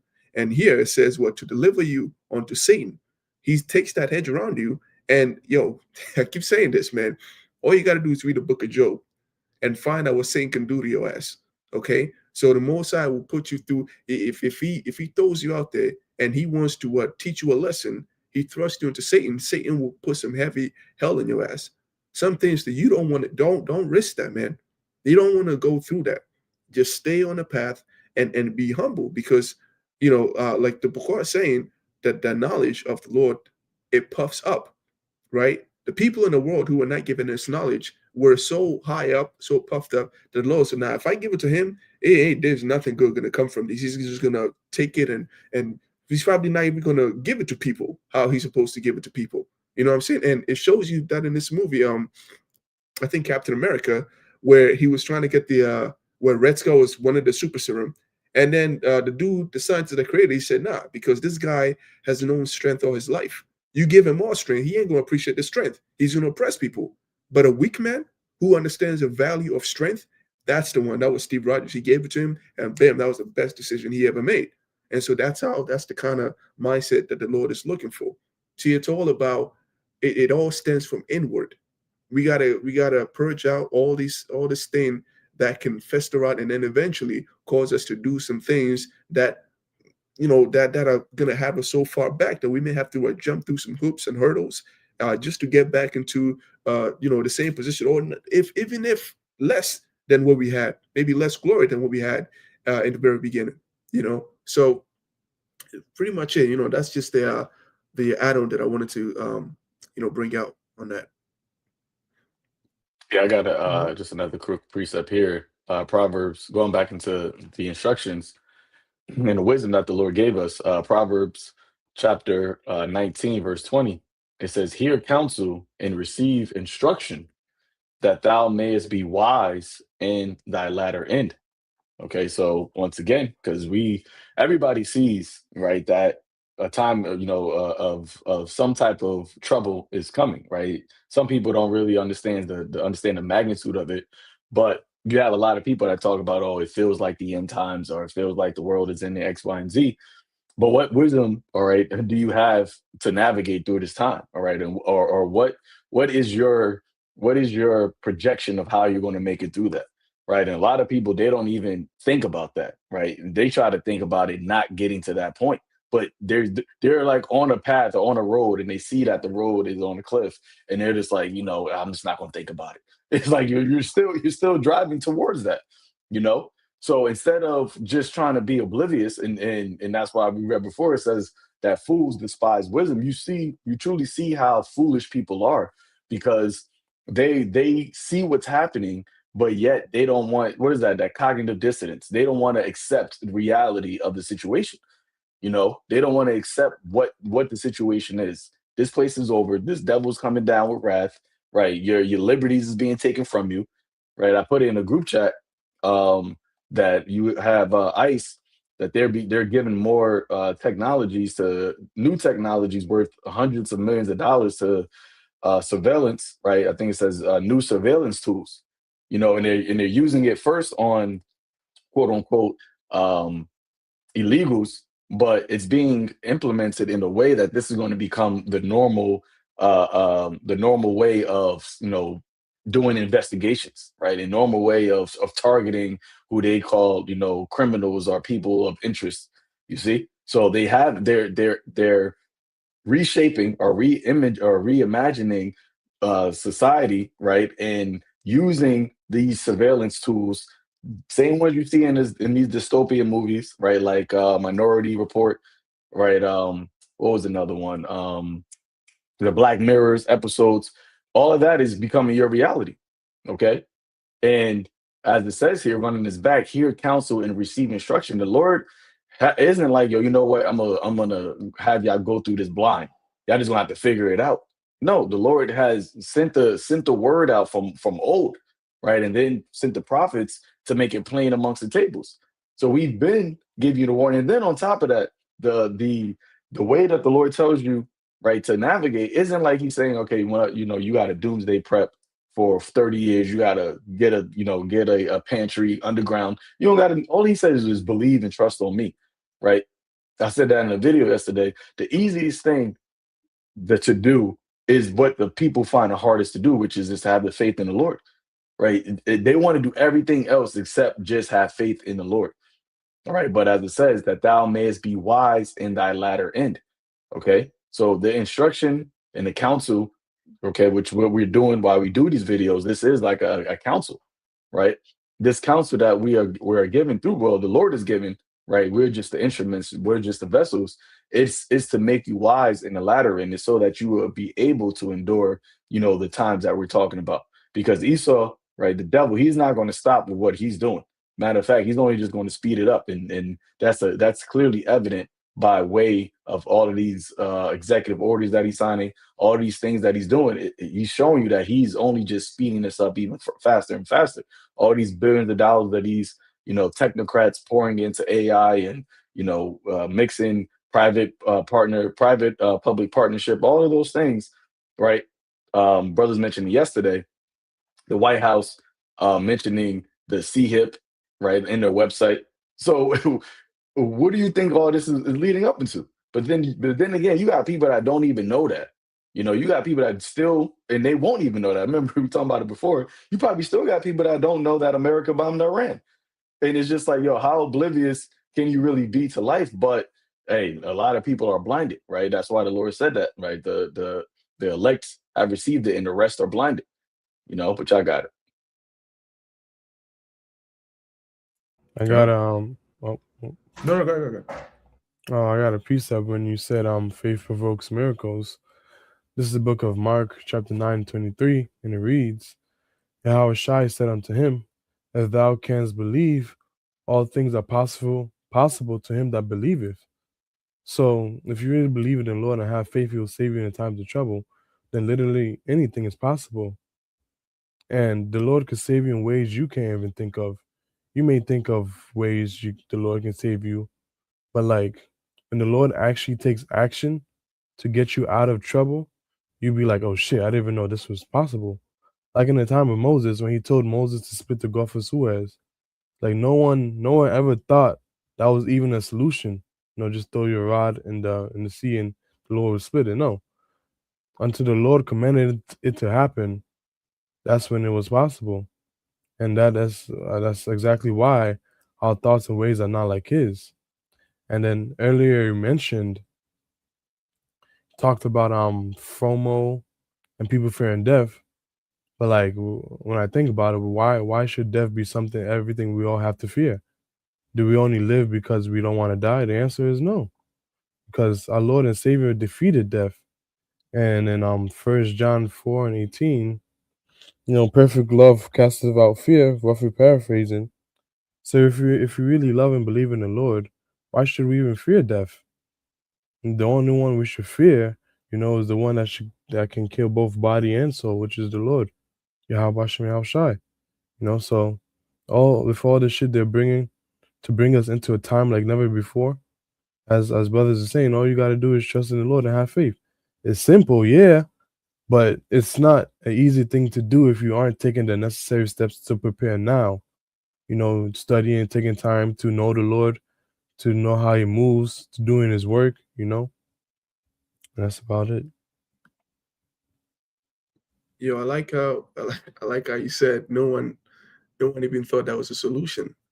And a lot of times when people think they know better than the Lord, they are when you tell them the things that are unfolding, or you tell them about the salvation of Yahweh Shai, they ask, well, why would he set things up this way, this, that, and they want to talk shit, right? And it's just, you blew my mind with that statement, because this is the greatest story that's ever being told, but people don't see it as such. You know what I'm saying? And the Lord is raising a nation, a righteous nation, he's perfecting a nation that can rule the entire universe. And this is how he's doing it. So all these people that are talking shit, if you ask them, well, then how would you do it? They can't answer you. They'll come up with all kinds of, well, I'll do, but then you always find holes in their logic. It doesn't make any fucking sense. But here it is, the Lord has a solution, and it's just like, I would never thought that was a solution. I would never thought you'd have to send Yahweh Shai to come in. Like, oh, what? This is kind of crazy. But hey, that's the wisdom. Sometimes someone can be so wise that you think they're mysterious. You can't even make sense of it. Like you watch those movies of Eastern movies, the kung fu movies, and then the grandmaster be saying some shit, and what the fuck you talking about? It don't make any sense. And then if come to find out later on, that statement was the reason he was able to do a quadruple backflip and do all this crazy stuff. So yeah, I like that statement. Yeah, like they'll say, to live you must die, and to learn you must become foolish. I mean, but it's true, right? It's true, but at the same time, Yeah, God. Hey, I wish I did that, right? He said in John the 6th chapter, you gotta eat his flesh and drink his blood. And they say, oh, this is a hard saying, man. Like, what are you talking about? But hey, if you're not spiritual, what they thought that he was talking about really cannibalism. And you had a lot of people that was following him, right? But when he said that, they stopped following him. And that's because of what reason? Because they weren't spiritual. Like if you've been with him, a disciple with him this whole time, and then I was like, you just thought he just flipped out and was like, yo, you gotta eat me. Like you're like, well, like, come on. But you had the disciples, they didn't really understand it either, but they weren't going to leave because it was like, well, you know what? We can't really understand what he's talking about right now, but we know that you have the words to eternal life. So we just gonna rock with you. And that's at the end of the day, that's the foundation of it. The foundation of it is, do you believe that Yahweh will send Yahweh Shai back to redeem you from death? That's it. Do you believe that Yahweh Shai raised from the dead and through him you have eternal life? Because that's what this is all coming down to. Because everything that we're seeing what Esau is doing, he's setting up right life or death. He's presenting you life or death. And his view of life is you gotta take the chip. You gotta you know, lay in the bed chambers with him. Let him grape you with his charagma, right? And a lot of people are going to view that as life, but that's really death. So the only other option is to actually take death. And when you have the belief that, hey, we know what, Yahweh Shai can raise us and will raise us from the dead, then that's the hey, I'd rather die, right? I'd rather actually, go, you can chop my head off, do whatever, because I believe that Yahweh Shai will return and deliver us and raise us up, but a lot of people look at that and think of that as actually being, and it's funny because you have a lot of so-called Christians, so people that claim they believe in the Bible, but they're actually afraid of death. And it's just like, how can you be afraid of death if you believe in the scriptures, if you believe in the story, right, of Yahweh Shai? The whole purpose of his story was so that you won't fear death. Matter of fact, let me get the scripture real quick. Hebrews, the second chapter, verse where is it at? Oh, just bear with me. Hebrews chapter 2, verse 14. It says, for as much then as the children are partakers of flesh and blood, he also himself likewise took part of the same. So he came in flesh and blood, right? He came on the earth and lived a life of 33 years in flesh and blood, just like how we have. It says that through death he might destroy him that hath power of death, that is the devil, and deliver them who through fear of death were all their lifetime subject to bondage. See? So deliver them, which are who? The Israelites, really starting with the elect, that through the fear of death, they were all their lifetime subject to bondage.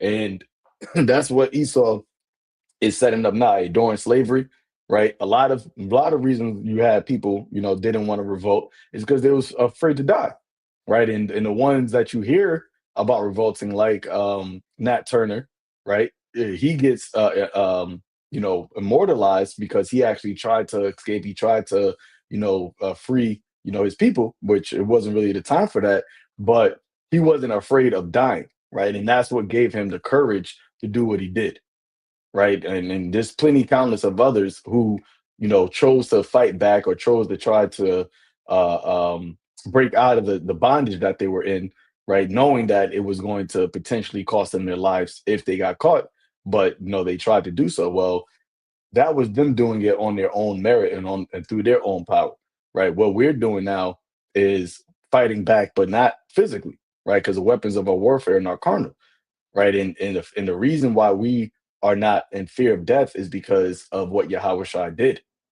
See, so now when this devil comes with this, system, which once again is what he's setting up, you're going to have people that are afraid of death, even being afraid of being separate or separated from society, because that is a form of death, right? You have to be dead to this world, right? And being separated from this world is like being dead to this world, and that's why even a lot of people, they can't, get down or come to the truth, because as Paul said, we die right to this world so that we can live in Yahushua. And people don't want to die to this world because their life is in this world. They're entangled with this world. You know, so they're subject to the bondage that is in this world, which is what Esau is using. You know, the money, right? Your comfortabilities, all these things are really bondages that people are subject to. Okay, but you know, for us, hey, we are like pilgrims on earth, so we're not bondage to these things, because the pilgrim, they go from one place to the next. You know, they're not a a native to a particular place. So anything at that place, they could just up and leave whenever they want to, right? Second Ezra, the 16th chapter, speaks about that. But you got it. Yeah, got a quick precept here to back you up. In regards to the wisdom of this world compared to the wisdom of the Lord, and the separation between the elect and the non-elect, right? Even those who are even in Israel, right? This is a book of 1 Corinthians chapter 1, and start with verse 17. It says, "For Hamashiach sent me not to baptize, but to preach the gospel, not with wisdom of words, lest the cross of Hamashiach should be made of none effect." Right? So the Apostle Paul is saying, I'm not sent to use all these big, clever words. I'm just going to tell you exactly what the Lord said to tell you. Right? And however you feel about it, that's up to you. But the elect are going to know, they're going to be convicted in their spirit once they hear those words, just like all of us. Right? I remember when we first came into the truth, we used to watch brothers. And the thing that really got to me was, I'm like, yo, we're listening to all these words these men are saying. And I said, yo, this is true. Look, everything they're saying is on point, like 100%. How are people just walking past and not even stopping to even like ask questions? Like, I'm sitting behind the screen looking at my phone, twitching. Like, yo, they not going to stop to ask no questions? Yo, the men are just out there by themselves, just talking, and nobody's going to say anything. So this is passing like they're not even there. You know what I'm saying? That's what prompted us. Like, we have to go there physically so we could have the questions for them, because nobody's asking them questions. Like, bro, like, how do you know all this stuff? Like, how do you know all this stuff that's going on? Like, you on point with this. Where'd you get all this knowledge? You know? So to us, it was knowledge from somewhere else that's not from here. You know what I'm saying? We study, we go into philosophy, books, all kinds of stuff, but we never got that understanding until we saw the men of the Lord. I remember watching brothers like, yo, how are people not stopping to ask him no questions, bro? We got to go over there, right? So verse 18, 1 Corinthians 1 and 18 says, "For the preaching of the cross is to them that perish foolishness."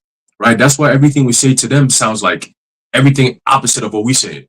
Right? We telling them exactly what's going to happen. The Lord is going to come deliver his elect from the destruction that's coming. These niggas find a way to say, well, what about the white people? Why y'all preaching hate about white people? And it has nothing to do with white people, though. It's just about the children of Israel, so with the elect who are going to be delivered by the Lord when he comes back. Oh, but how come the white man? Why y'all saying this? Fuck the white man. He's not he's not a part of this. We're telling you what the Lord is going to do. It's not about these other nations. Don't you understand? Don't you hear what we're saying? Like, don't you get it? The salvation that's coming is only for the elect of the nation of Israel. Not even your dumbass 2/3 ass is going to make it. So worry about you, not the white man. You see, but to them, it's like, oh my God, you guys are preaching hate. Like, they just get flustered by it, you know? But for the elect, it's very simple. It's sound, very sound, right? Your whole mindset is, hey, I'm trying to seek my salvation with fear and trembling. When the Lord come back, I hope I make it on the ship. These niggas are worried about the so-called white man. He's not even part of the conversation, bro. Right? So it says what? It says, for the preaching of the cross is to them that perish foolishness. To them that perish, meaning those who go and die. But unto us which are saved, it is the power of the Most High. Okay, that's all we see. Like, yeah, that the Spirit is dealing with that man. Oh, what he just said right there, that's a spirit. Because damn, I didn't even think about that. You know what I'm saying? To make that connection, to bring this out, to do this, to say that, that's a spirit, right? And it's the Lord that's speaking through these men. It says, verse 19, "For it is written, I will destroy the wisdom of the wise and will bring to nothing the understanding of the prudent." Right? So all the people who have all this high level intelligence, right? So-called biblical scholars and all these different people, they get confounded by the Hebrew Israelites. They get confounded by the prophets. They get confounded by the men who speak the truth, because it's something they've never heard before. Yeah, they read the scriptures front and back, but the understanding of it, like, they're like, yo, time out, damn, that actually makes sense. Like, they can't tie it all in. You know what I'm saying? Because the Spirit is not leading them to tie it all in. They can never connect the dots, because their understanding is from a flawed perspective. You know what I'm saying? These scholars, these biblical scholars, are reading the scriptures from a perspective of the Jays being God's chosen people. So right off the bat, your whole concept is flawed. It's not until you actually go reverberate back to the actual basics. Like, oh, okay. This isn't about God saving everyone on the planet. No, This is about a chosen line, a specific family that the Lord has made a covenant with. Okay, the line of Abraham, Isaac, and Jacob that the Lord says He's going to deliver, known as the house of David. So once you start looking at it like this, like, oh shit, so there is a concept of just a family that the Lord is dealing with. For some people, it's hard for them to fathom. It's like, so all these people on the earth, you mean to tell me God is He just chose just a few people? Nigga, the family that He started with was just a few people. You don't think there was everybody else on the earth too at that time? When the Lord chose Abraham, you think Abraham was the only person in his family? No, he had brothers. All right, but the Lord chose him specifically. When the Lord chose Isaac, did Isaac not have his brother known as Ishmael? Right? When Jacob and Esau were born, did not the Lord just choose Jacob and he said, I hate Esau? Right? So there's always going to be some form of selection and somebody who's going to be left out. All right? The Lord is not choosing everyone. That's never been the theme of the scriptures. All right? It's always been dealing with the nation of Israel, but this time He says, nah, F that. We're dealing only with the elect, the ones who've been chosen from the foundation, like the beginning stages. Them, the Lord says He called us His cluster, right? That's like a whole nother level of like separation right there. You see what I'm saying? But for the people in the world who don't have that understanding, to them, again, it sounds foolish. It sounds like impossible. It sounds like hate. It's like, oh, okay, hate. All right, cool. Right? It says, verse 20, where is the wise? Where is the scribe? Where is the disputer of this world? Hath not the Most High made foolish the wisdom of this world? Right? So the Most High looks down at the wisdom of this place, right? Because when you look at the wisdom of this place, it's nothing but science and technology, which is all bullshit. Okay? When you look at all these people that are held in high regard, they're all into some type of left-handed shit. All right? That has nothing to do with right-handed understanding of the scriptures. It's all left-handed energy to combat the right hand. All right? All this stuff that they do and all this intelligence that they got, it's not because they want to go teach the truth. It's to control, right? So all this knowledge, all this, oh, I got a doctorate and a PhD in this, and I went to theological seminary, cemetery, whatever the hell. Bro, they all got this information, but they ain't got nothing. They don't have the Spirit of the Lord to back them up, all right, to show them the do's and don'ts, the left and the right, the understanding of all this. They don't have it. They don't have that, bro. You know? And then you look at measly old men like us who just, people don't even consider us as nothing, and the Lord is dealing with us. So we don't take that we don't take that lightly. All right, we hold that in high regard. Like, oh shit, Lord, like it's very humbling just to know this knowledge that we have. That's humbling. Number one. Number two, to keep the company that we keep, the brothers that we teach with, that's mad humbling, man. You'd be like, that's a man of the Lord. Like, I remember watching this man, and now like we could sit down and break bread and talk and crack jokes, and we talk about all kinds of different stuff. And you're like, yeah, it makes sense why we're together, because the kind of vibe we got, I don't have that in the world.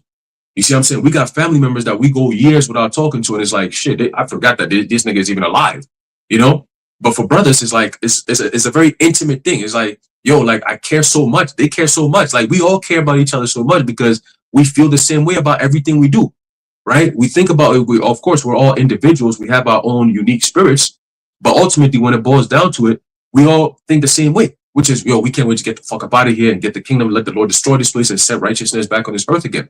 Like that's the bigger picture. You see what I'm saying? To get back in the good graces of the Lord. We are in His good graces now, but it's not until it's manifest. Scripture says, for many are called, but few are chosen. We want to be part of those who are chosen, right? So you got all these clowns that just want to be around brothers or one of the, bro, no. If you're not in the same like-minded spirit as a man of the Lord, you just going to be around and then the Lord's going to kick your ass out of it, because it's like, why you here? Why you here? You don't even know why you're here. So why the fuck are you here? All right? That's the mindset. Why are you here? Okay? So it says, verse 21, it says, for after that, in the wisdom of the Most High, the world by wisdom knew not the Most High. It pleased the Most High by the foolishness of preaching to save them that believe. Right? So the knowledge that we're teaching to the world is foolishness, but to the elect is golden. It's what leads to life eternal. Like as the Quran said, the wisdom of this world leads to death. Okay? But the wisdom of Yahushua is life eternal. So once you get into that concept of understanding what the Lord is requiring, it's complete opposite from how the world thinks. Right? That's why you can't mesh those two. You can't try to think how the scriptures is require you to think like in today's day and age. It's not going to work. You have to literally wash your brain from the things that you learn in this world. You see what I'm saying? Like, for example, the scriptures strictly speak against homosexuality. In this world, it's casual. to the point where people accept it. Like, it's like, oh, you could do it as long as you ain't bring that shit to me. We don't move like that. You know what I'm saying? To us, you could tell, even when we're at work, they do all this sensitive training, the sexual sensitivity training shit that we be doing and all that. But deep down, when we got a mole passing by, you just have this disdain, but you got to control yourself because you're in the workplace, right? But other people, they cool. Like, oh, it's like, to them, it's not even an anomaly. You know what I'm saying? It's just normal. It's like, oh, he's just gay. Like, okay, cool. For us, it's like, man, this fucking homo ass nigga, you better not come around me, boy, with that shit. You know, like, don't breathe the same air as me. You know what I'm saying? I'm gonna be professional about it, but deep down, boy, if I had my way, I'll hit you in the back of the head with a baseball bat and end this whole game right here for you. You know, that shit, you know, just put him out of here. You know what I'm saying? Get him up out of here. But you got it. He probably got it. Hey, Khan. Now, I just want to add to your point, bro, that you know, the aura, the spirit that we come in, it's like a demon repellent. So a lot of them niggas, like, they'll be in that vibration and they just see us and they're like, oh, okay, let me just walk the other way. You know, because they see the austerity on your face, like, excuse me. When they see the men of the Lord, like, you might be in certain places and you see a bunch of moles walking around and they look at you, they're like, oh, hell no, I got to get out of here. It's getting too hot in the kitchen. Because they see, like, yo, this man, he's a serious man. He's an actual man. And he's not going to tolerate my bullshit. I can't pull this sassy fuck shit I be on in front of this man because he's not going to tolerate this shit. And I be, especially when I be out with my seed, I be looking at people like, motherfucker, I'll just give you a look. Like, just try it, nigga. Just try it. Not to say that I'm carnal, but it's just the spirit that you in is like, yo, we serious about this thing, man. We serious about truth. And we serious about serving the Lord. So if you're going to come over here and try to mess up what I got going on, you know, yeah, shit, yo, it's going to be something to pay. And it ain't going to be necessarily me doing something. I'll defend myself if somebody try some shit, but it's just that we gonna take our complaint to the Lord. And then when we do that, then it's over for your ass, man. But I have a scripture for the brother Aharon going into what you said. Sirach 2:12, woe be to fearful hearts and faint hands, and the sinner that goeth two ways. Woe unto him that is faint-hearted, for he believeth not, therefore shall he not be defended. And you have a lot of men coming out with faint-hearted mindsets. And it's being exposed in these last days, man. A lot of men are very faint-hearted. They're not really in this thing. And they're of the world, man. And it comes out, you know, you can hold on to things and try to play the part for a while, but eventually you're going to get exposed, man. And this the 14th verse is in a reference to what the Zaquan brought out earlier, dealing with those that were following Yahweh Shai and they heard him say something that they didn't understand, dealing with consuming his flesh and drinking his blood. Basically, they lost patience in that moment because instead of saying, like, this man clearly has the keys, he clearly has it, the gift, you know, he's the son of the Most High, he has everything we need.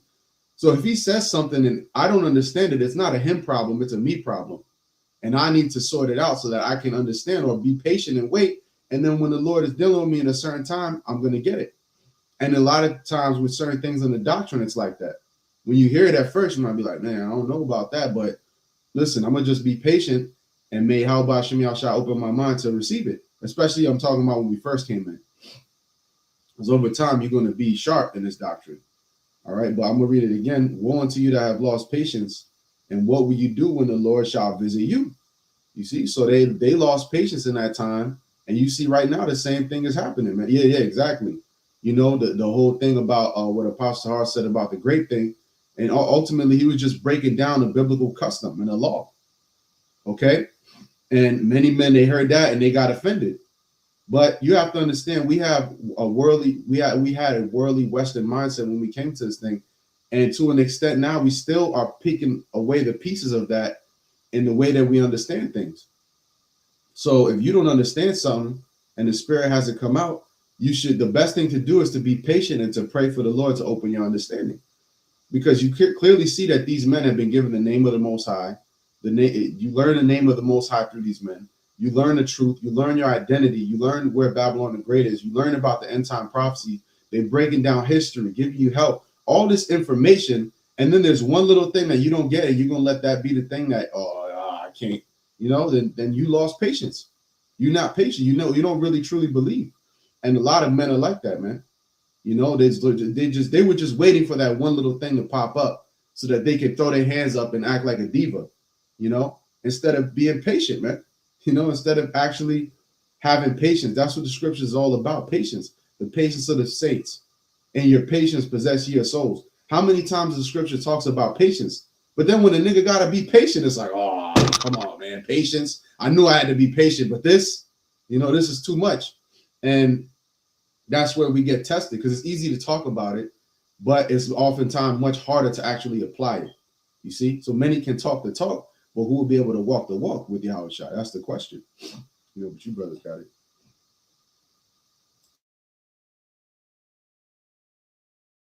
Any brothers got anything? Okay, cool. All right. Hey, I'm gonna just say one last thing real quick, just to close it out. As y'all brothers, you know, everyone who's watching the title, all right, this is 2026 could very well be the year.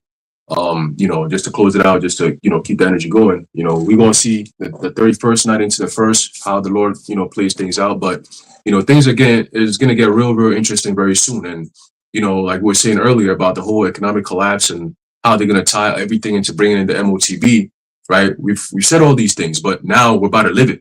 So, hey, you know, 2025 seems like a grace period, you know, a year of preparation for 2026. And through the Spirit, it's not going to be, you know, a walk in the park. You know, so, you know, we've been preparing. We've been telling everyone to prepare, all right, through the Spirit and power of Yahweh Shem Shai.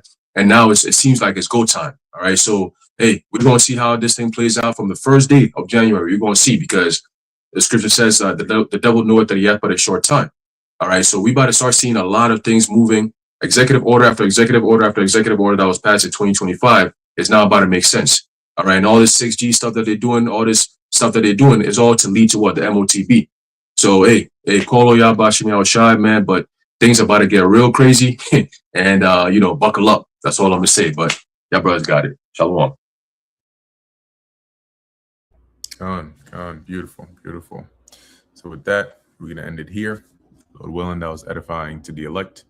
In closing, we want to give all praises, honor, and glory to Yahweh, Bahasham, Yahweh Shai, Bahasham, Recha Kodesh. Until next time, Shalom.